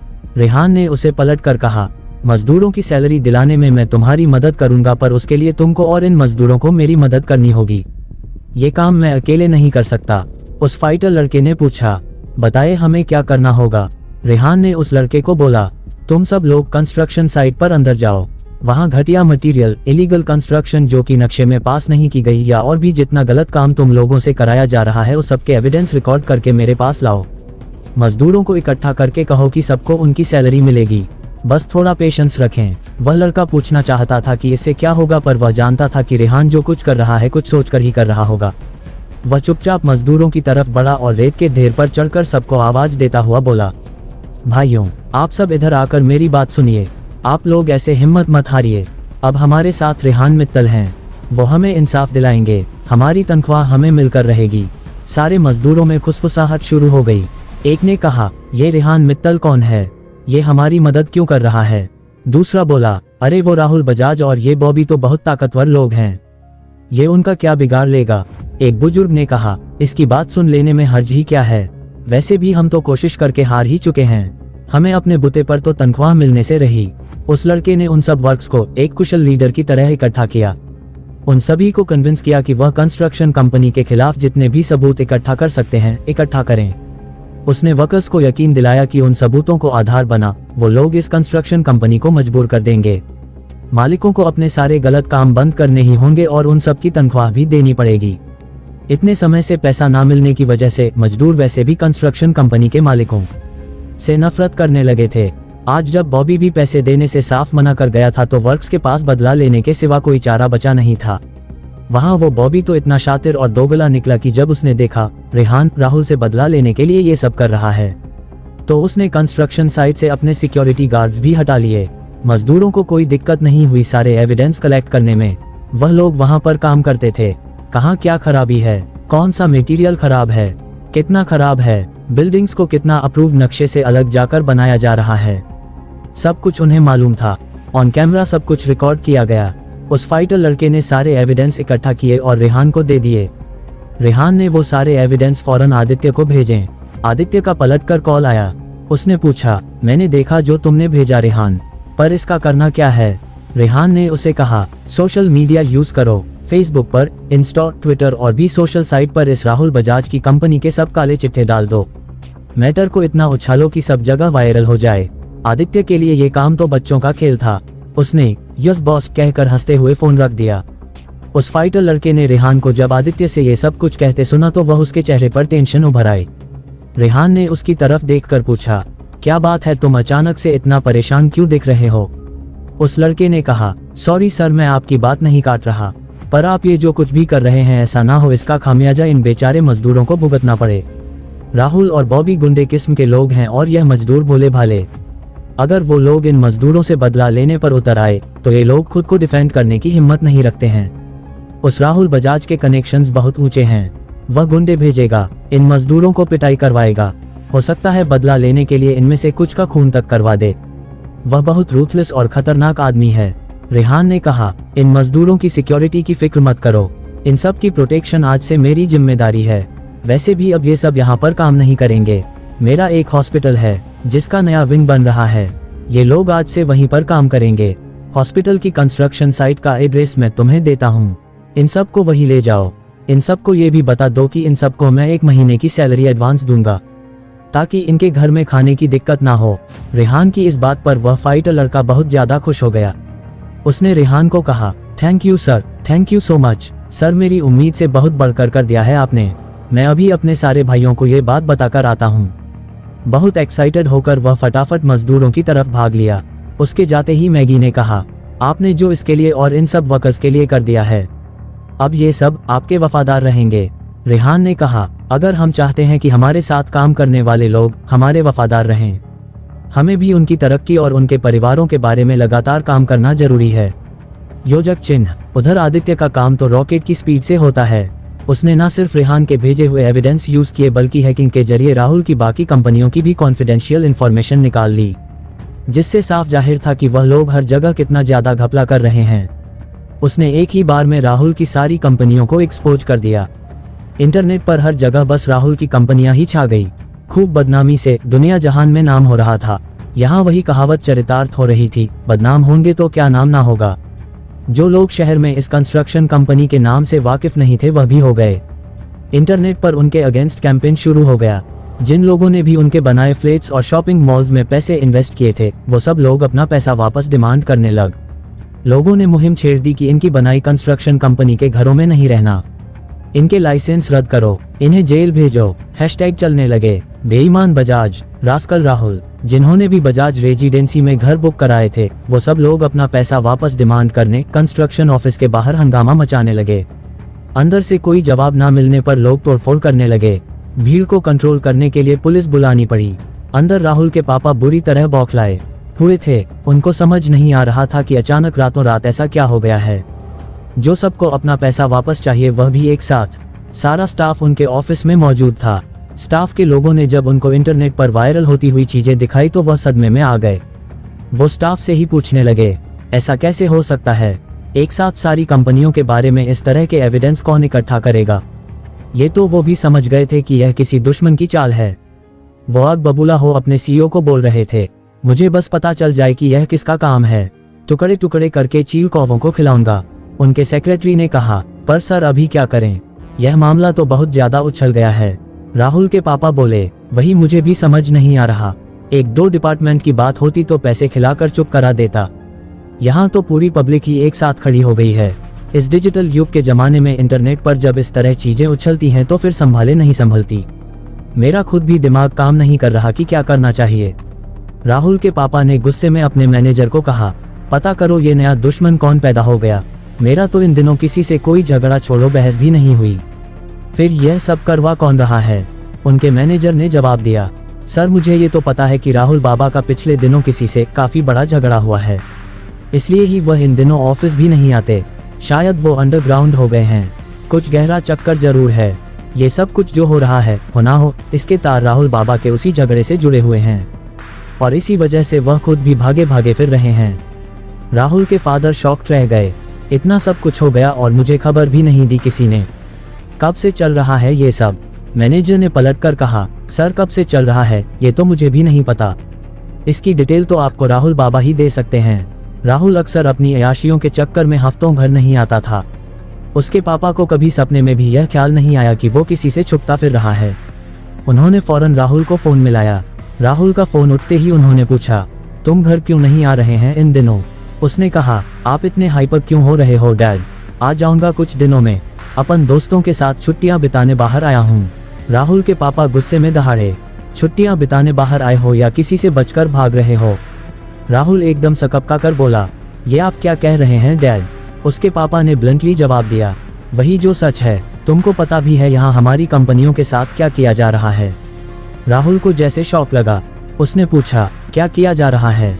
क्या हुआ? राहुल के पापा चिढ़कर बोले, वैसे तो सारा दिन अपने फोन में घुसे रहते हो, अब नहीं दिखाई दिया? पूरा इंटरनेट भरा पड़ा है, हर तरफ हमारी ही कंपनियों का चर्चा है।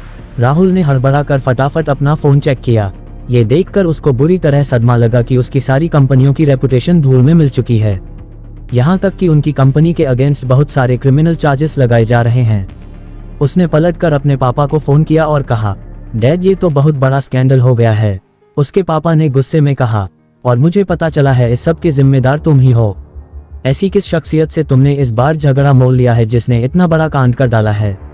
राहुल चुप हो गया। राहुल समझ गया था कि यह सब रेहान का किया धरा है। रोशन की कंपनियों को भी रेहान ने इसी तरह बर्बाद किया था। राहुल जब उसके हाथ नहीं आया तो अब वो उसकी प्रॉपर्टी और कंपनियां सब तबाह करने पर तुल गया था। राहुल की चुप्पी पर उसके पापा तेज गुस्से में बोले, तुम जहां भी हो अभी के अभी लौटकर वापस आओ, देखते हैं फिर इस मैटर को कैसे सॉल्व करना है। अपने फादर के चीखने पर इस बार राहुल भी पलटकर चिल्लाया, डैड आप बात को समझ नहीं रहे, मैं लौटकर नहीं आ सकता। अगर मैं लौटकर आया तो वह मुझे जिंदा नहीं छोड़ेगा। राहुल की बात सुनकर उसके पापा को और भी सदमा लगा। उन्होंने हैरानी से पूछा, कौन जिंदा नहीं छोड़ेगा? कौन है ऐसा जो तुमको जान से मारने की हिम्मत रखता हो? राहुल ने बताया, डैड वह कुछ भी कर सकता है, सिरफिरा तो है ही, पता नहीं कहां से उसके पास अरबों खरबों की दौलत आ गई है। मैं इन दिनों रफीक भाई के यहाँ छुपा हुआ हूँ, मैं लौट नहीं सकता। मुझे रफीक भाई की जरूरत है, उन्हीं की मदद से मैं रेहान को मुझ तक पहुंचने से रोक सकता हूँ। राहुल के पापा ने पलटकर पूछा, कौन रेहान? राहुल 2 मिनट चुप रहा, फिर बोला, डैड उसका पूरा नाम रेहान मित्तल है। उसने कुछ दिन पहले स्टार मून रिजॉर्ट भी खरीदा है। सिटी बैंक से भी उसके सॉलिड कनेक्शंस हैं। बाकी उसका पूरा बैकग्राउंड क्या है मुझे भी अभी तक पूरी जानकारी नहीं मिल पाई है।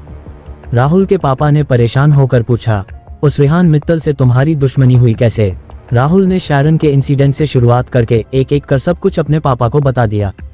उसने ये भी बताया कि किस तरीके से उसने रोशन को तबाह किया है। रोशन की कंपनियों को क्रैश किसी से छुपा नहीं था। राहुल के पापा ये जानकर कि उसके पीछे भी रेहान मित्तल था, अब नर्वस हो गए थे। रोशन की फैमिली उन लोगों से बहुत ज्यादा ताकतवर थी, उसके बावजूद रेहान ने उन्हें मिट्टी में मिला दिया। उस पर इस राहुल ने इतनी बड़ी बेवकूफ़ी कर दी। रोशन को जेल से छुड़ाकर रेहान का खून करने भेजा। प्लान तो फेल हुआ ही, रेहान अब ये भी जान गया कि राहुल उसे जान से मारना चाहता था। ऐसी सिचुएशन में रेहान उसको यकीनन अब जिंदा नहीं छोड़ेगा। ऊपर से राहुल के छुपने का नतीजा ये हुआ कि रेहान ने अब कंपनियों को तबाह करना शुरू कर दिया। राहुल के पापा को चक्कर आने लगे। वो टेबल का सहारा लेकर कुर्सी पर बैठ गए। अगले ही पल वो पागलों की तरह चीखते हुए राहुल को बोले, सुअ कहीं के, यह क्या किया तूने? तेरे जैसी औलाद होने से तो बेऔलाद होना अच्छा था। कमबख्त पैदा होते ही तू मर क्यों न गया? तेरे चक्कर में मेरी जिंदगी भर की मेहनत मिट्टी में मिल जाएगी। राहुल के पापा उससे बात कर ही रहे थे कि उनका HR हेड भागता हुआ अंदर आया और उसने कहा, सर मेरे पास अभी एक ईमेल आया है। उस ईमेल में धमकी लिखी है, अगर हमने उनकी बात नहीं मानी तो हमारी कंपनीज के और भी बहुत से मैटर एक्सपोज कर दिए जाएंगे। राहुल के पापा ने फोन होल्ड करके HR हेड से पूछा, किसका ईमेल है? पूरा बताओ क्या लिखा है उस ईमेल में? उसने बताया, सर उसमें लिखा है कि अगर हमने अपनी धौला कुआं वाली कंस्ट्रक्शन साइट्स के वर्कर्स को अगले 24 घंटों में 6 महीने की सैलरी और उस पर बनने वाला ब्याज नहीं दिया तो हमारे पिछले 20 सालों के सारे अकाउंट्स एक्सपोज कर दिए जाएंगे, जिससे अब तक की सारी टैक्स चोरी भी सामने आ जाएगी। राहुल के पापा कंफ्यूज होकर बोले, वर्कर्स की सैलरी का रेहान मित्तल से क्या लेना देना हो सकता है? उन्होंने HR हेड को कहा, उनकी सैलरी का चार्ज तो आर्किटेक्ट कंपनी के पास है, हमारा इस बात से क्या मतलब? राहुल जो अपने पापा की और उसे HR हेड की बातें सुन रहा था उधर से बोला, डैड आप इस बहस में मत पड़िए, सब वर्कर्स की सैलरी जल्दी से जल्दी आप दे दीजिए। अभी इस रेहान को शांत करना जरूरी है। मैं रफीक भाई की मदद से देखता हूँ कि क्या किया जा सकता है, पर आपको अभी जो भी बोला जा रहा है आप बस कर दीजिए। कहकर राहुल ने फोन रख दिया। उसका दिमाग अब तेजी से सोचने लगा कि रेहान के अगेंस्ट में क्या प्लानिंग करनी है जो ये सब रोका जा सके। कुछ सोचकर उसने जेब से फोन निकालकर एक नंबर कॉल किया। उसे उम्मीद थी कि इस बार बात बन जाएगी। अपने पापा से बात करके राहुल को समझ आ गया था कि उनकी सारी कंपनियों की जो इंटरनेट पर धज्जियां उड़ाई जा रही हैं उसके पीछे रेहान ही है। ये पैटर्न बिल्कुल वही था जिस तरीके से रोशन को खत्म किया गया था। उसने अपने पापा को बोल दिया कि अभी वह रेहान से न उलझे और उसकी सारी मांगे मान ले, पर उसे जल्दी से जल्दी अब इस प्रॉब्लम का तोड़ ढूंढना था। उसने फोन निकाला और रफीक भाई को फोन किया। रफीक के फोन उठाते ही राहुल ने अपनी आवाज में बहुत मिठास घोलकर पूछा, कैसे हैं आप रफीक भाई? अपनी आर्म्स एमिनेशन फैक्ट्री के तबाह हो जाने से रफीक का दिमाग पहले ही बहुत खराब चल रहा था। गुस्से में अपनी ही फैक्ट्री के कितने सारे हाई ऑफिशियल्स को तो वो गोली मार चुका था। राहुल का फोन आने पर रफीक ने खींचकर राहुल को बोला, सीधा मुद्दे की बात पर आओ, किस लिए फोन किया है तुमने? राहुल जानता था कि रफीक के पास बड़े स्ट्रांग कनेक्शन और पावर हैं, तभी तो रफीक ने रेहान का स्टार मून रिजॉर्ट बंद करवा दिया। अगर रेहान के खिलाफ कोई कुछ कर सकता है तो वो रफीक ही है। राहुल समझ गया था कि रफीक की फैक्ट्री तबाह करने वाला रेहान ही है। उसने रफीक को फोन पर कहा, मैं समझता हूँ भाई, आप इतने उखड़े हुए क्यों हैं? उस फैक्ट्री के बर्बाद हो जाने से आपको करोड़ों का नुकसान जो हुआ है। रफीक ने पलटकर कहा, सिर्फ पैसे का नुकसान होता तो मैं झेल जाता, पर मुझे आइडिया भी नहीं लगा कि मेरे साथ अंदर अंदर कोई गेम खेल रहा है। बस यही बर्दाश्त नहीं हो रहा। धंधे में साख खराब हुई सो अलग। हिंदुस्तान के साथ बाहर विदेशियों में भी मेरी एक पहचान बन चुकी थी। मेरे हथियारों की क्वालिटी का कोई मैच नहीं है। डिलीवरी भी हमेशा ऑन टाइम थी। अब फैक्ट्री बंद हो जाने से पैसे के साथ साथ जो रेपुटेशन का नुकसान हुआ है उसकी भरपाई नहीं हो सकती। ना ही दोबारा इतनी जल्दी इतने बड़े सिस्टम को लाइन में लाना पॉसिबल होगा। दिमाग एकदम सटका हुआ है मेरा। राहुल ने रफीक को कहा, मैं आपकी परेशानी समझ रहा हूँ भाई, पर जिसने आपकी यह हालत की है, क्या आप उसे जिंदा छोड़ देंगे? राहुल की इस बात पर रफीक ने बुरी तरह चौंकते हुए कहा, तुम जानते हो ये किसका काम है? राहुल ने पलटकर बताया, यकीनन भाई, मैंने पता लगाया है कि यह काम भी रेहान मित्तल का ही है। रफीक ने हैरानी से कहा, वो रेहान मित्तल जिसका स्टार मून रिजॉर्ट मैंने बंद करवाया है? अरे पर वो तो उसके बाद से भीगी बिल्ली बना बैठा है। उसकी तरफ से तो कोई जवाब भी नहीं आया। उसमें कहाँ इतनी हिम्मत कि वह मुझसे इस तरह पंगा ले? राहुल ने कहा, रफीक भाई, आपको अंदाजा भी नहीं है कि वह लड़का कितना सिरफिरा है और किस हद तक जा सकता है। रोशन का सारा बिजनेस उसी ने बर्बाद किया था। उसका काम करने का एक सेट पैटर्न है। उसने आपको, मुझे, रोशन को, सब पर एक पर्टिकुलर तरीके से अटैक किया है। मैं बहुत टाइम से उस पर नजर रखा हूँ। वो जाने कैसे कंपनियों की इंटरनल इंफॉर्मेशन निकालता है, उस इंफॉर्मेशन को कंपनी के अगेंस्ट यूज करता है। यही उसकी मॉडस ऑपरेंडी है। रफीक ने थोड़ा कंफ्यूज होकर पूछा, मॉडस ऑपरेंडी? अब ये क्या भला है? राहुल ने एकदम सकपका कर कहा, सॉरी भाई, मेरा मतलब है कि उसके काम करने का यही तरीका है। रफीक ने दांत पीसते हुए कहा, अगर यह काम रेहान मित्तल का है तो बस उसकी जिंदगी की उल्टी गिनती शुरू हो गई है। कहकर रफीक ने फोन पटक दिया। राहुल मुस्कुराता हुआ बोला, अब इस रेहान को कोई नहीं बचा सकेगा। बहुत उड़ लिया हवा में। उधर राहुल के पापा ने सारे कंस्ट्रक्शन वर्कर्स की सैलरी इशू करा दी थी। वर्कर्स को तो यकीन ही नहीं आ रहा था कि जो काम इतने झगड़े और नारेबाजी से ना हो सका वह रेहान ने एक ही दिन में करवा दिया। वो लोग रेहान को लेकर ना सिर्फ बहुत सम्मान से भर गए बल्कि उसके लिए कुछ भी करने को तैयार थे। उन सब ने बजाज कंस्ट्रक्शन का काम छोड़ दिया था। वो सब रेहान के हॉस्पिटल के नए विंग में काम करने लगे थे। बजाज के कंस्ट्रक्शन वर्क को तो जैसे लकवा मार गया हो।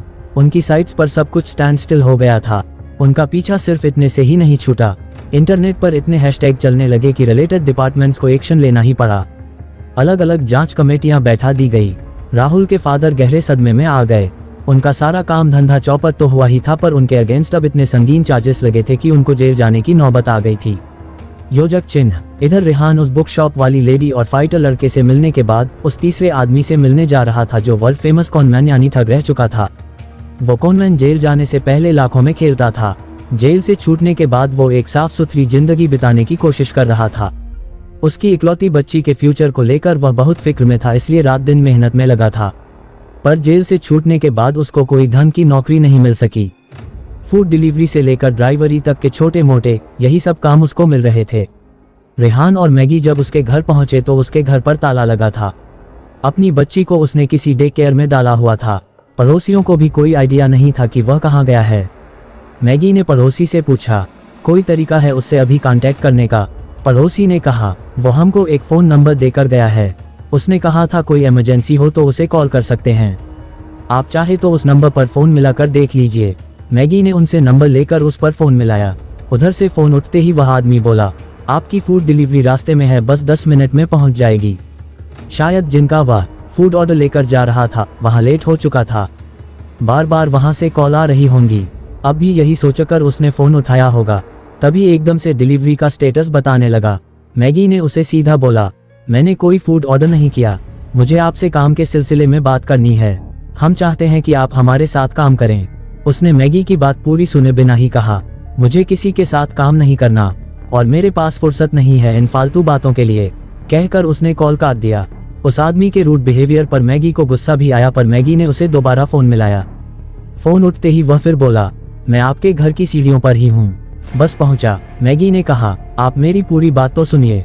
मैगी की आवाज़ सुनते ही वो बोला, अरे तुम ही हो, तुमको एक बार में बात समझ नहीं आई क्या? मुझे किसी के साथ काम नहीं करना। फ़ोन रखो और मेरे काम का टाइम खराब मत करो। इस बार भी मैगी की बात पूरी सुने बिना ही उसने फ़ोन काट दिया। मैगी ने गुस्से में रेहान को कहा, यह आदमी तो बिल्कुल ही पागल है। बात ही सुनने को तैयार नहीं हो रहा। रेहान ने मुस्कुराते हुए कहा, इसको मुझे हैंडल करने दो। रेहान ने मैगी से नंबर लिया और इस बार उसे अपने फ़ोन से कॉल किया। उसके फ़ोन उठाते ही रेहान ने उसे कहा, मुझे आपसे एक फूड ऑर्डर डिलीवर करवाना है। इस फूड डिलीवरी के आपको 10,000 रुपये मिलेंगे। उधर से शौकंद आवाज आए, कितने? रेहान ने मुस्कुराते हुए कहा, पूरे 10,000। उस आदमी ने पलटकर पूछा, कहाँ से पिक करके कहाँ पहुँचाना है? रेहान ने बोला, मैं आपको एक फूड जॉइंट का एड्रेस भेज रहा हूँ और बिल नंबर भी। बिल की पेमेंट हो चुकी है, आपको बस वहाँ से पिक करके आधे घंटे में स्टार मून रिजॉर्ट पहुँचाना है। उस आदमी ने कहा, ठीक है, आप एड्रेस और बिल नंबर भेजिए, आपकी डिलीवरी टाइम से पहुँच जाएगी। कहकर उसने फ़ोन रख दिया। उस आदमी ने रेहान को हाथों कर दी, पर उसके बाद वह सोचने लगा कि इस डील में कुछ तो गड़बड़ है। एक फूड डिलीवरी के कोई 10,000 क्यों देगा? उसने जिस तरह की जिंदगी बिताई थी, आसानी से वह किसी पर विश्वास नहीं करता था, पर 10,000 उसके लिए बड़ा अमाउंट था। एटीट्यूड उसका शुरुआत से ही बहुत डेयरिंग रहा है, इसलिए उसने ये रिस्क ले लिया। आधे घंटे के अंदर रेहान और मैगी स्टार मून रिजॉर्ट में थे। रेहान अब अपने ऑफिस में बैठा सीसीटीवी पर सब कुछ देख रहा था। उसने एक आदमी को रिसोर्ट में लाल रंग के स्कूटर पर एंटर करते देखा। मैगी ने उसे देखते ही रेहान से कहा, ये वही आदमी है सर, पर अगर यह हमारे साथ काम करने को तैयार नहीं हुआ तो? रेहान ने मैगी को बोला, मैं जबरदस्ती किसी के साथ नहीं करता, बात करके देखते हैं। हाँ करेगा तो अच्छी बात है, नहीं करेगा तो जबरदस्ती करने का कोई मतलब नहीं है। अगर हमने इसको फोर्सफुली अपने यहाँ ज्वाइन करवाया तो हम इसकी लॉयल्टी नहीं रहेगा। हमारे काम में सबसे प्राइम चीज लॉयल्टी ही है। नीचे से सिक्योरिटी वालों का भी कॉल आया, सर एक फूड डिलीवरी बॉय किसी ऑर्डर की बात कर रहा है, उसके पास आपका फोन नंबर है। रेहान ने कहा, ऊपर मेरे ऑफिस में लेकर आओ। वो आदमी रिसोर्ट के सिक्योरिटी गार्ड के साथ रेहान की ऑफिस की तरफ आने लगा। रास्ते में जैसे जैसे फ्लो क्रॉस हो रहे थे, वहां का खूबसूरत स्टाफ, शानदार डेको और रॉयलनेस देखकर वो शॉक्ड होता जा रहा था। लाइफ में इतना लग्जरियस रिजॉर्ट उसने आज तक नहीं देखा था। वह कंफ्यूज था कि इतने बड़े रिसोर्ट के पास तो अपने ही एक से एक शेफ होंगे। एक सस्ते छोटे से फूड जॉइंट से यहाँ खाना क्यों मंगवाया गया है? रिसोर्ट को देखकर वो समझ गया था कि बात डिलीवरी की नहीं है, यहाँ पर मैटर कुछ और है। उस आदमी ने सिक्योरिटी गार्ड से पूछा, हम कहाँ जा रहे हैं? सिक्योरिटी गार्ड ने बताया, आपके पास जिनका नंबर है वह इस रिसोर्ट के मालिक हैं। सिक्योरिटी गार्ड की बात सुनकर वह आदमी हैरान रह गया। रिजॉर्ट के मालिक ने उस सस्ते ढाबे का खाना मंगवाया है? ये तो पॉसिबल ही नहीं है। अब तो वो बिल्कुल ही श्योर था कि उसको किसी ऐसे काम के लिए बुलाया गया है जो वह बहुत साल पहले ही छोड़ चुका है। उसका मन किया कि वो वहीं से लौट जाए।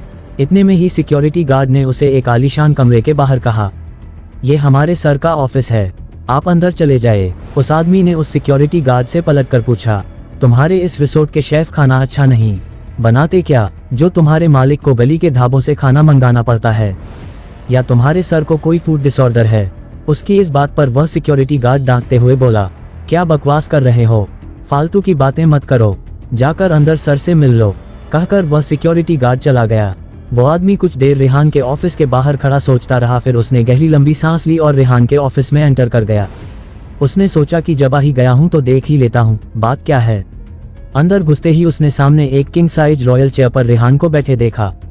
वो आदमी कुछ देर बिना पलके झपकाए रेहान को देखता रहा। उसके लिए यह बहुत सरप्राइजिंग था। एक 20 साल का लड़का इतने बड़े रिजॉर्ट का मालिक है। उसके साथ मैगी खड़ी थी। वो आदमी समझ गया ये वही लड़की है जिसने सुबह 2-3 बार कॉल किया था और बोला कि आप हमारे बॉस के लिए काम करो। वह इतने साल इस ठगी के धंधे में रह चुका था कि लोगों को लेकर उसकी ऑब्जर्वेशन पावर बहुत स्ट्रांग थी। रेहान को देखकर ही वो समझ गया कि ये किसी रईस की बिगड़ी हुई औलाद नहीं है। इस लड़के में डायनामिक लीडरशिप की सुपर कैपेबिलिटीज हैं। रेहान को देखकर अब वह आदमी भी नर्वस हो रहा था। उसने रेहान का मंगाया हुआ खाना उसकी टेबल पर रखते हुए कहा, योर डिलीवरी सर। पहले उस आदमी ने सोचा था कि अंदर जाते ही रेहान का मंगवाया हुआ खाना टेबल पर रखेगा और फौरन वापस हो लेगा, पर रेहान की सुपर कॉन्फिडेंट पर्सनैलिटी देखकर वो वही का वही खड़ा रह गया और रेहान के जवाब का इंतजार करने लगा। रेहान ने बिना कुछ कहे वो फूड पैकेट खोलने शुरू किए। पहली बाइट लेते ही उसने कहा, डिलीशियस। पता है, तब जब मुझे फैमिली रूल्स रेगुलेशन की वजह से गरीबी में बिताने पड़े तो सबसे ज्यादा मैंने इसी ढाबे पर खाना खाया था। आज भी बड़े से बड़े 5 स्टार का खाना मुझे इस ढाबे के खाने के आगे बेस्वाद लगता है। थैंक्स टू यू ब्रो कि आज इतने समय बाद मैं फिर से यह खाना खा पा रहा हूँ। उस आदमी ने चौंकते हुए कहा, फैमिली रूल्स रेगुलेशन? आप मित्तल एम्पायर के वारिस हैं। वह आदमी जानता था कि इतने कड़े नियम अपने वारिसों को लेगेसी सौंपने से पहले मित्तल एम्पायर में ही बनाए गए हैं और स्ट्रिक्टली फॉलो भी होते हैं। मैगी ने उसकी बात का जवाब देते हुए कहा, हाँ तुम बिल्कुल ठीक समझे, यह मित्तल एम्पायर से ही हैं। रेहान मित्तल। मैगी की बात सुनकर उस आदमी के माथे पर इंस्टेंटली पसीना छलकने लगा। अंडरवर्ल्ड से वो बहुत सालों कनेक्ट रहा था, उसे बहुत अच्छे से पता था कि पूरी दुनिया में मित्तल्स का क्या स्टेटस है, उनकी पावर, उनके कनेक्शन, सबसे वह बखूबी वाकिफ था। उसको यकीन नहीं आ रहा था कि वह इतने बड़े बिलियन ट्रिलियन एम्पायर के मालिक के सामने खड़ा है। वह कुछ देर चुप खड़ा रेहान को खाना खाते देखता रहा। फिर उसने बहुत हिम्मत करके रेहान से पूछा, सर क्या मैं जान सकता हूँ कि आपने मुझे यहाँ पर क्यों बुलाया है? इतना तो मैं भी समझता हूँ कि आपके पास इस ढाबे से खाना लाकर देने वाले अनगिनत लोग हैं और आपने मुझे किसी और मकसद से बुलाया है। रेहान ने उसकी बात का जवाब देते हुए कहा, आप बिल्कुल ठीक समझे, पर आप इतने नर्वस क्यों हैं? मेरा कोई गलत इरादा नहीं है, मैं सिर्फ इतना चाहता हूँ कि फ्यूचर में आप मेरे लिए काम करें। वह आदमी रेहान की बात सुनकर सोच में पड़ गया। ये बहुत बड़ी बात थी कि मित्तल एम्पायर के सर्वेसेवा ने डायरेक्टली उसको अप्रोच किया और उसे अपने साथ काम करने का ऑफर दिया है। उसकी हिम्मत नहीं थी कि रेहान को उसके मुंह पर मना कर दे। वह जानता था कि रेहान के एक इशारे पर उसकी जान तक जा सकती है, पर वो अपनी पुरानी अपराध भरी जिंदगी में भी किसी हाल लौटना नहीं चाहता था। वो समझ नहीं पा रहा था कि वह करे तो करे क्या। रेहान ने जब उस कॉनमैन को अपने साथ काम करने का ऑफर दिया तो वो टेंस हो गया। मित्तल परिवार की पावर से वो बखूबी वाकिफ था। रेहान को मना करने की उसकी हिम्मत नहीं हो रही थी। दूसरी तरफ वह वापस अपनी पुरानी जिंदगी में लौटना भी नहीं चाहता था। वो सोच ही रहा था कि रेहान को क्या जवाब दे कि उसे कंफ्यूज देखकर रेहान ने उसे कहा, मैं जानता हूं कि आपने जेल से पहले की जिंदगी बहुत ठाट बाट से गुजारी है। आपको यूं गली गली भटकते हुए इस तरह गरीबी में नहीं होना चाहिए। आप जैसा टैलेंटेड आदमी बहुत बेटर जिंदगी डिजर्व करता है। और आप यह मत सोचिए कि मुझे आपसे कोई ठगी का या कुछ चोरी का काम करवाना है। मेरे एम्पायर को देखकर आपको लगता है कि मुझे ऐसा कोई काम करवाने की जरूरत है आपसे। अब वो आदमी और भी ज्यादा कंफ्यूज हो गया। उसने रेहान से पूछा, सर फिर भला मैं आपके किस काम आ सकता हूँ? मेरा तो इकलौता टैलेंट हेराफेरी ही रही है। मुझे तो उस सब के सिवा बाकी कुछ भी ठीक से नहीं आता। रेहान ने उसे जवाब दिया, बात हेराफेरी की नहीं है, बात प्लानिंग स्किल्स की है। किसी भी काम को एग्जीक्यूट करने के लिए आपकी प्लानिंग हमेशा फुल प्रूफ रही है। मुझे आपकी पूरी डिटेल्स पता हैं। आप 3 लोग एक टीम की तरह काम करते रहे हैं। उन दोनों की बेवकूफ़ी की वजह से आप एक्सपोज हुए, वरना आपके बारे में कोई जान भी नहीं पाता कि आपकी ट्रू आइडेंटिटी क्या है। मैं ये भी जानता हूँ कि आप अपनी बच्ची की माँ से बहुत प्यार करते थे और उन्हीं के कहने पर आपने जेल जाना खुद चुना, वरना आपको पकड़ना नामुमकिन था। अपने प्यार के प्रति इतना वफादार होना इस मेटलिस्टिक दुनिया में रेयर है। आपकी यही क्वालिटीज़ आपको यूनिक बनाती हैं। आप जानते हैं मैं किस परिवार से हूँ, पर सच यही है कि इतना बड़ा एम्पायर अपने बूते पर चलाया नहीं जा सकता।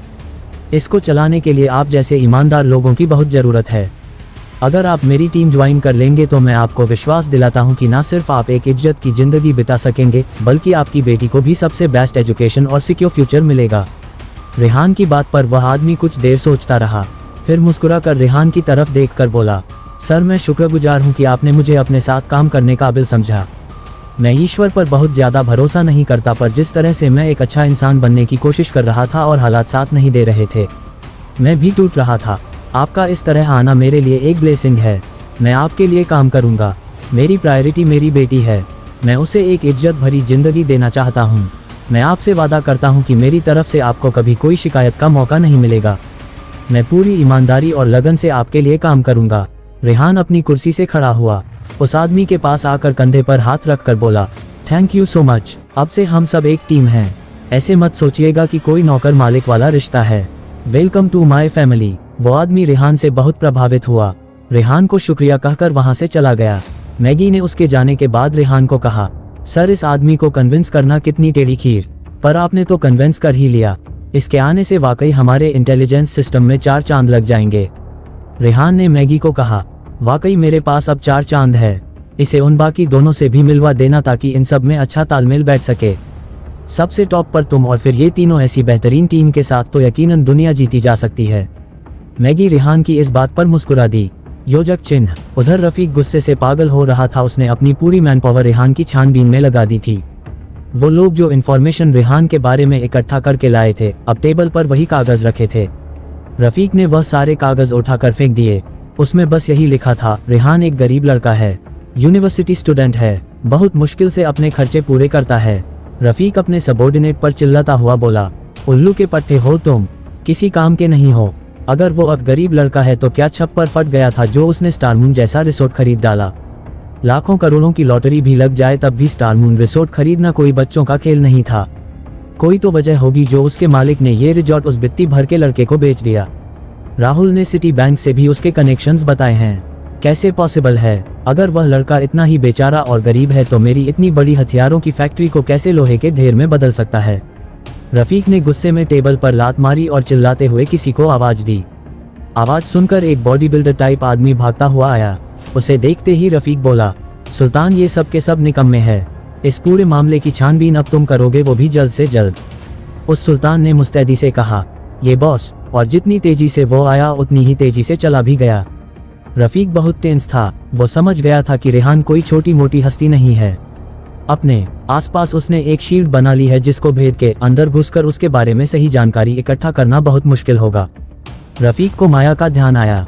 आई ऑफ डार्क नाइट की मालकिन माया। रफीक ने माया को फोन मिलाया। फोन पर रफीक का नाम देखकर माया टेंस हो गई। पिछले दिनों रफीक और रेहान में चलने वाली जंग से वो बखूबी वाकिफ थी। जब से राहुल को रफीक ने अपने घर में छुपाया था और रफीक की इन्फॉर्मेशन माया ने रेहान को देते हुए कहा था कि वह अपने आदमियों को रोक ले, तब से वह इन दोनों की सारी मूवमेंट्स क्लोजली फॉलो कर रही थी। उसको इस बात का भी अफसोस था कि रेहान उससे नाराज है, क्योंकि उसने रेहान को पीछे हटने के लिए कहा था। पर रफीक अब उससे क्या चाहता है, ये सोचकर उसके माथे पर पसीना छलक आया। रफीक और रेहान दोनों ही उसकी नज़र में जॉइंट बीस्ट थे, ऐसे भयानक शेर जिनके बीच में उसकी हैसियत एक चूहे से ज्यादा कुछ नहीं थी। वह चाहे किसी का भी साथ दे, उसका पिसना तय था। डरते डरते उसने रफीक का फोन उठाया। फोन उठाते ही रफीक उधर से बोला, हेलो माया, क्या हाल चाल है जाने बहार? रफीक की मिश्री भरी आवाज सुनकर माया समझ गई कि मामला बहुत गड़बड़ है। माया ने अपनी घबराहट पर काबू करते हुए रफीक को जवाब दिया, मैं बिल्कुल ठीक हूँ रफीक, आप बताए आज इस नाचीज की याद कैसे आई? रफीक ने उसी फ्लर्टिंग वाली टोन में कहा, याद तो तुम्हारी कब नहीं आती माया, बस थोड़ा बिजी रहता हूँ, वरना तुम्हारे दीदार को आने का मन तो बहुत था। खैर अभी तुमसे एक छोटा सा काम है। रफीक की बात सुनकर माया और ज्यादा टेंस हो गई। उसने डरते हुए पूछा, बताइए क्या कर सकती हूँ आपके लिए? रफीक ने माया को कहा, ये रेहान मित्तल कौन है? इसका बैकग्राउंड क्या है? इसके पास इतनी दौलत कहाँ से आई? मुझे ये सारी इन्फॉर्मेशन चाहिए। रफीक की बात सुनते ही माया के हाथ से फोन छूटते छूटते बचा। वह पहले ही समझ गई थी कि वो इन दोनों के झगड़े में पिसने वाली है, पर इस तरह सब बताकर तो डायरेक्टली वो रेहान की दुश्मन डिक्लेयर हो जाएगी। रेहान को नाराज करके वह पहले ही बहुत परेशान थी, और अगर अब उसने रफीक को रेहान की सही आइडेंटिटी बता दी तो यकीनन उसका नामो निशान मिट जाएगा। रफीक भी इतना पावरफुल था कि मुंह पर उसे मना करने की हिम्मत माया में नहीं थी। माया ये भी जानती थी कि रफीक की फैक्ट्री रेहान ने ही तबाह की है। फैक्ट्री में हुए अपने नुकसान की वजह से रफीक इस वक्त बहुत गुस्से में है। अगर उसने रेहान के बारे में कोई भी इंफॉर्मेशन देने से मना किया तो यकीनन वो सारा गुस्सा माया पर निकालेगा और उसके इस आई ऑफ डार्क नाइट का नामो निशान मिटा देगा। माया घबराहट से कांपने लगी। उसे समझ नहीं आया कि वह क्या करे। जिंदगी में ऐसा पहली बार हुआ था कि वो दो पावरफुल लोगों के बीच में ऐसे फंस गई थी। उसके चुप रहने पर रफीक ने फिर से कहा, माया मुझे पता है ये तुम्हारे लिए चुटकियों का काम है, तुम जो कीमत बोलो मैं दूंगा, पर मुझे उस लड़के के बारे में पूरी इन्फॉर्मेशन चाहिए। माया ने हिचकिचाते हुए कहा, रफीक मैं रेहान के बारे में बहुत ज़्यादा तो नहीं जानती, बस मुझे इतना पता है कि आज की डेट में उससे ज़्यादा पावरफुल कोई नहीं है। रफीक गुस्से में चिल्लाया, क्या बकवास कर रही हो? मेरी ताकत का अंदाजा नहीं है क्या तुमको? माया ने बहुत संभल कर जवाब दिया, बिल्कुल है रफीक, आपकी पावर कनेक्शन सबका पता है मुझे, पर रेहान उससे भी ऊपर है। रफीक ने दांत पीसते हुए कहा, साफ साफ बताओ जो भी जानती हो उसके बारे में। माया ने डरते हुए कहा, रफीक मेरे धंधे के भी कुछ उसूल हैं, मैं आपके और रेहान की जंग में न्यूट्रल रहना चाहती हूँ। आपको नहीं पता, रेहान ने भी मुझसे आपके बारे में इंफॉर्मेशन चाहिए थी, मैंने उसे भी मना कर दिया था। रफीक इस बार हाइपर होकर बोला, मना कर दिया तो उसको मेरी हथियारों की फैक्ट्री की सीक्रेट इन्फॉर्मेशन कहाँ से पता चली? रफीक को माया की किसी बात पर भरोसा नहीं हो रहा था। जिस तरह माया ने उसे इन्फॉर्मेशन देने से मना किया था, उसको लग गया था कि माया रेहान के लिए ही काम कर रही है। यही वजह है कि उसके आदमी रेहान के बारे में सही जानकारी नहीं ला पाए, और हो ना हो उसकी हथियारों की फैक्ट्री की जानकारी भी इसका मतलब माया ने ही रेहान को दी है। रफीक ने इस बार धमकी भरी आवाज में माया को कहा, माया तुम्हारे धंधे के उसूल मैं बखूबी जानता हूँ। तुम्हारा उसूल ईमान सब पैसा है, पैसा लेना और किसी को भी बेच देना। लगता है उस कल के लड़के ने मोटा माल खिलाया है तुमको। सुनो माया, उसने जितना भी दिया है मैं उसका डबल दूंगा। मुझे उसकी सारी जानकारी चाहिए, वो भी अभी। उसकी धमकी भरी आवाज से माया कांप गई। रफीक उसको गलत समझ रहा था। वो पैसों के लिए रेहान की जानकारी नहीं छुपा रही थी, बल्कि इसलिए कुछ नहीं बोल रही थी कि वो जानती थी रेहान की पावर क्या है। अगर रेहान को खबर हो गई उसकी इन्फॉर्मेशन माया ने रफीक को दी है तो उसका जिंदा रहना नामुमकिन था। माया ने बहुत हिम्मत करके रफीक को कहा, ऐसा नहीं है रफीक, मैंने रेहान से कोई पैसा नहीं लिया है, बस मैं आपकी और रेहान की लड़ाई के बीच में नहीं पड़ना चाहती। ये मेरे आई ऑफ डार्क नाइट के लिए सही नहीं है। मैं उम्मीद करती हूँ कि आप मेरी सिचुएशन समझेंगे।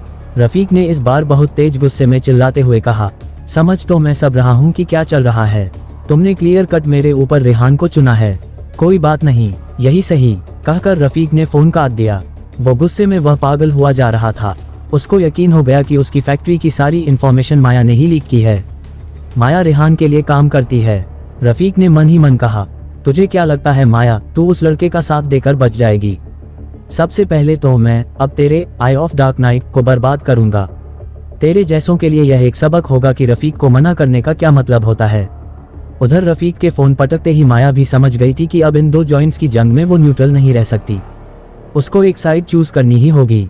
जिस तरह रफीक ने उस पर शक करते हुए गुस्से में फोन रखा है, वह यकीनन अब उससे बदला लेने पर उतारू होगा। कुछ देर सोचकर माया ने रेहान को फोन मिलाया। रेहान ने माया का नाम स्क्रीन पर देखा और थोड़ा चौंक गया। फोन उठाते ही उसने माया से रूडली पूछा, क्या काम है? रेहान का स्वर इतना रूखा था कि माया और ज्यादा घबरा गई। उसने रेहान को कहा, मुझे अभी रफीक ने फोन किया था, वो आपकी ट्रू आइडेंटिटी जानना चाहता है, आपका बैकग्राउंड, आपकी सारी इन्फॉर्मेशन उसने मुझसे मांगी, मुंह मांगे पैसे देने चाहे, पर मैंने उसको मना कर दिया। रेहान ने चिका कहा, क्यों मना कर दिया? दे देती सारी इन्फॉर्मेशन। उस दिन तो मुझे उसके लिए बहुत ज्ञान बांटा जा रहा था। माया ने आवाज में मिठास घोलते हुए रेहान को कहा, कैसी बातें करते हो आप रेहान, ऐसे कैसे आपके बारे में सब बता देती? मेरा उस रफीक से कोई लेना देना नहीं है, मेरे लिए तो आप इम्पोर्टेंट हैं। रेहान ने सपाट लहजे में कहा, ठीक है, और फोन रख दिया। उसे माया की बातों पर भरोसा नहीं था। आखिर माया पैसे लेकर इन्फॉर्मेशन बेचने का ही काम करती है। रेहान जानता था कि माया दूध की हेलो दोस्तों, ये हमारा वीडियो है, वीडियो को आप ले सकते हैं, हमें कोई समस्या नहीं है। नॉवेल ऑफ किंग चैनल को सब्सक्राइब करें, लाइक, शेयर और ज्यादा से ज्यादा कमेंट करना नहीं है। वो अपने फायदे के लिए किसी भी हद तक जा सकती है। रेहान इतना भी मूर्ख नहीं था कि वह माया जैसी औरतों पर भरोसा करता। हालांकि वह समझ गया कि माया ने उसकी साइड क्यों चुनी है। यकीनन माया रेहान की पावर जानती है। उसे पता है कि रफीक रेहान के मुकाबले कहीं स्टैंड नहीं करता, ना दौलत में ना पावर में, इसलिए ही उसने रेहान को चुना है। उधर माया रेहान के इस तरह फोन रखने से परेशान तो जरूर हुई, पर वो ये बात जानती थी कि उसके pub I of dark night को कम से कम रेहान से कोई खतरा नहीं था। उसे बस अपनी लॉयल्टी साबित करनी होगी। एक बार उसे रेहान का भरोसा मिल गया तो फिर उसको किसी से कोई खतरा नहीं था। पर अभी उसको कुछ जरूरी कदम उठाने थे। उसने अपने मैनेजर को बुलाया और कहा, आई ऑफ डार्क नाइट को शट डाउन कर दो, कुछ दिन ये पब अब पूरी तरह से बंद रहेगा। मैनेजर ने हैरानी से माया की तरफ देखकर कहा, क्या बात कर रही है मैं, इससे हमको बहुत नुकसान होगा, इस समय बिजनेस बहुत अच्छा चल रहा है। माया ने गुस्से में उसे कहा, पैसा ज्यादा जरूरी है कि जिंदगी, तुम्हें जितना कहा है उतना करो। बाहर एक नोटिस लगा दो कि आई ऑफ डार्क नाइट रिनोवेशन के लिए कुछ दिन बंद किया जा रहा है।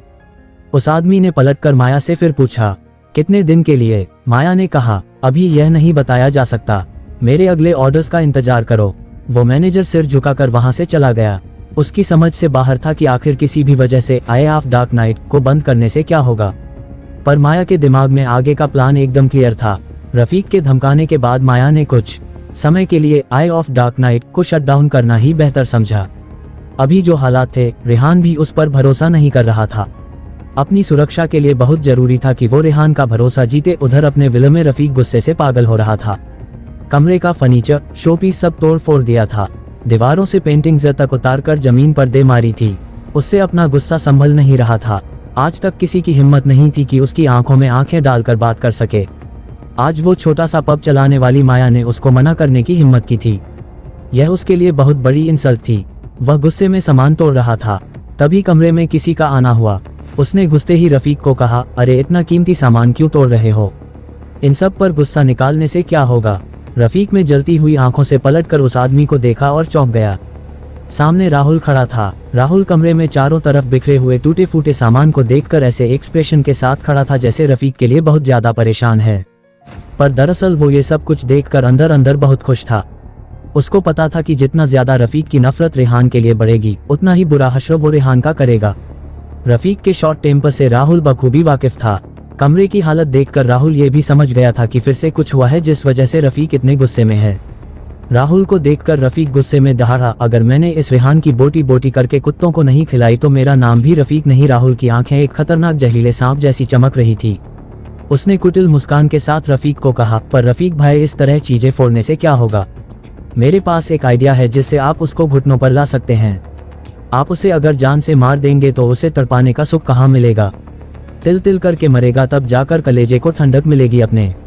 आप तो ये कीजिए, कहकर राहुल रफीक के पास आया और उसके कान में कुछ कहने लगा।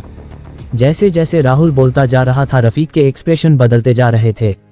गुस्से की बजाय अब उसके चेहरे पर खुशी दिख रही थी। जब राहुल अपनी बात पूरी कह चुका तो रफीक ने उसकी पीठ ठोकते हुए कहा, दिमाग तो तेरा लोमड़ी से भी तेज चलता है, क्या ही दूर की कौड़ी निकाल कर लाया है।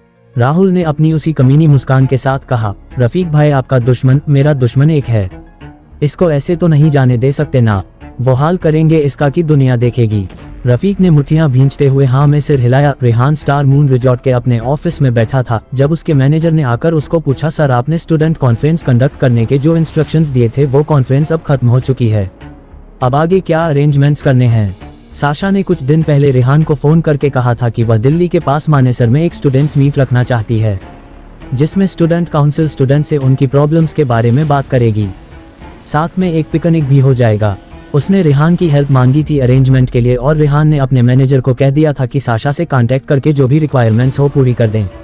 ये कॉन्फ्रेंस अटेंड करने के लिए साशा ने रेहान को स्पेशली बोला था, पर रेहान अपनी उलझनों में इतना फंसा था कि जाने का टाइम ही नहीं निकाल पाया। रेहान ने मैनेजर को कहा, आपने हमारे स्टूडेंट काउंसिल की हेड मिस साशा से कोऑर्डिनेट कर ही लिया होगा।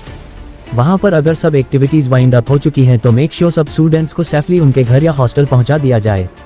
रेहान के मैनेजर ने यस सर बोलकर रेहान के सामने ही अपने सबॉर्डिनेट को फोन मिलाया, जो वहां साशा के साथ मिलकर सब संभाल रहा था। अगले ही मिनट वह सकपका कर अपने सबॉर्डिनेट को बोला, क्या बोल रहे हो, ऐसा कैसे हो सकता है? रेहान ने चौंक कर मैनेजर की तरफ देखा और पूछा, क्या हुआ है? मैनेजर कुछ कहता इससे पहले ही रेहान ने आगे बढ़कर उसके हाथ से फोन ले लिया। उधर से मैनेजर के सबॉर्डिनेट ने बताया कि वह लोग अभी तक इसलिए नहीं निकल सके क्योंकि एक लड़का मिसिंग है, सब उसकी सर्च में लगे हैं। रेहान ने फोन वापस मैनेजर को दिया और फटाफट अपने फोन से साशा का नंबर मिलाया।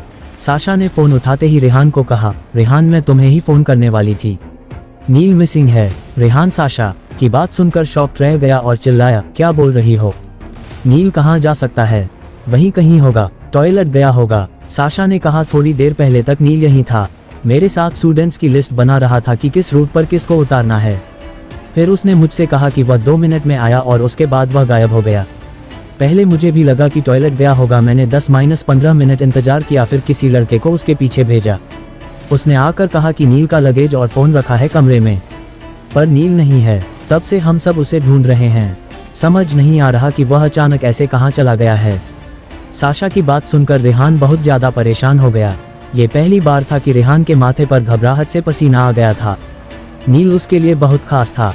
पिछले कुछ दिनों से वो नील को समय नहीं दे पा रहा था, पर नील उसके लिए जान से बढ़कर है। उसने फ़ोन रखते हुए साशा को कहा, मैं देखता हूँ क्या करना है। फ़ोन रखकर रेहान ने अपने मैनेजर से कहा, वहाँ पर सिक्योरिटी बढ़ाओ और जितने स्टूडेंट्स गए हैं सेफली उन सबको वापस लाओ अब, और कोई हादसा नहीं होना चाहिए। मैनेजर ने सरप्राइज होकर रेहान से पूछा, सर आपको लगता है कि यह जानबूझकर किसी ने किया है? रेहान ने उसकी तरफ घूरकर देखा और कहा, तुम्हें जितना कहा है बस उतना करो। मैनेजर हाँ में अपना सिर हिलाकर वहां से चला गया।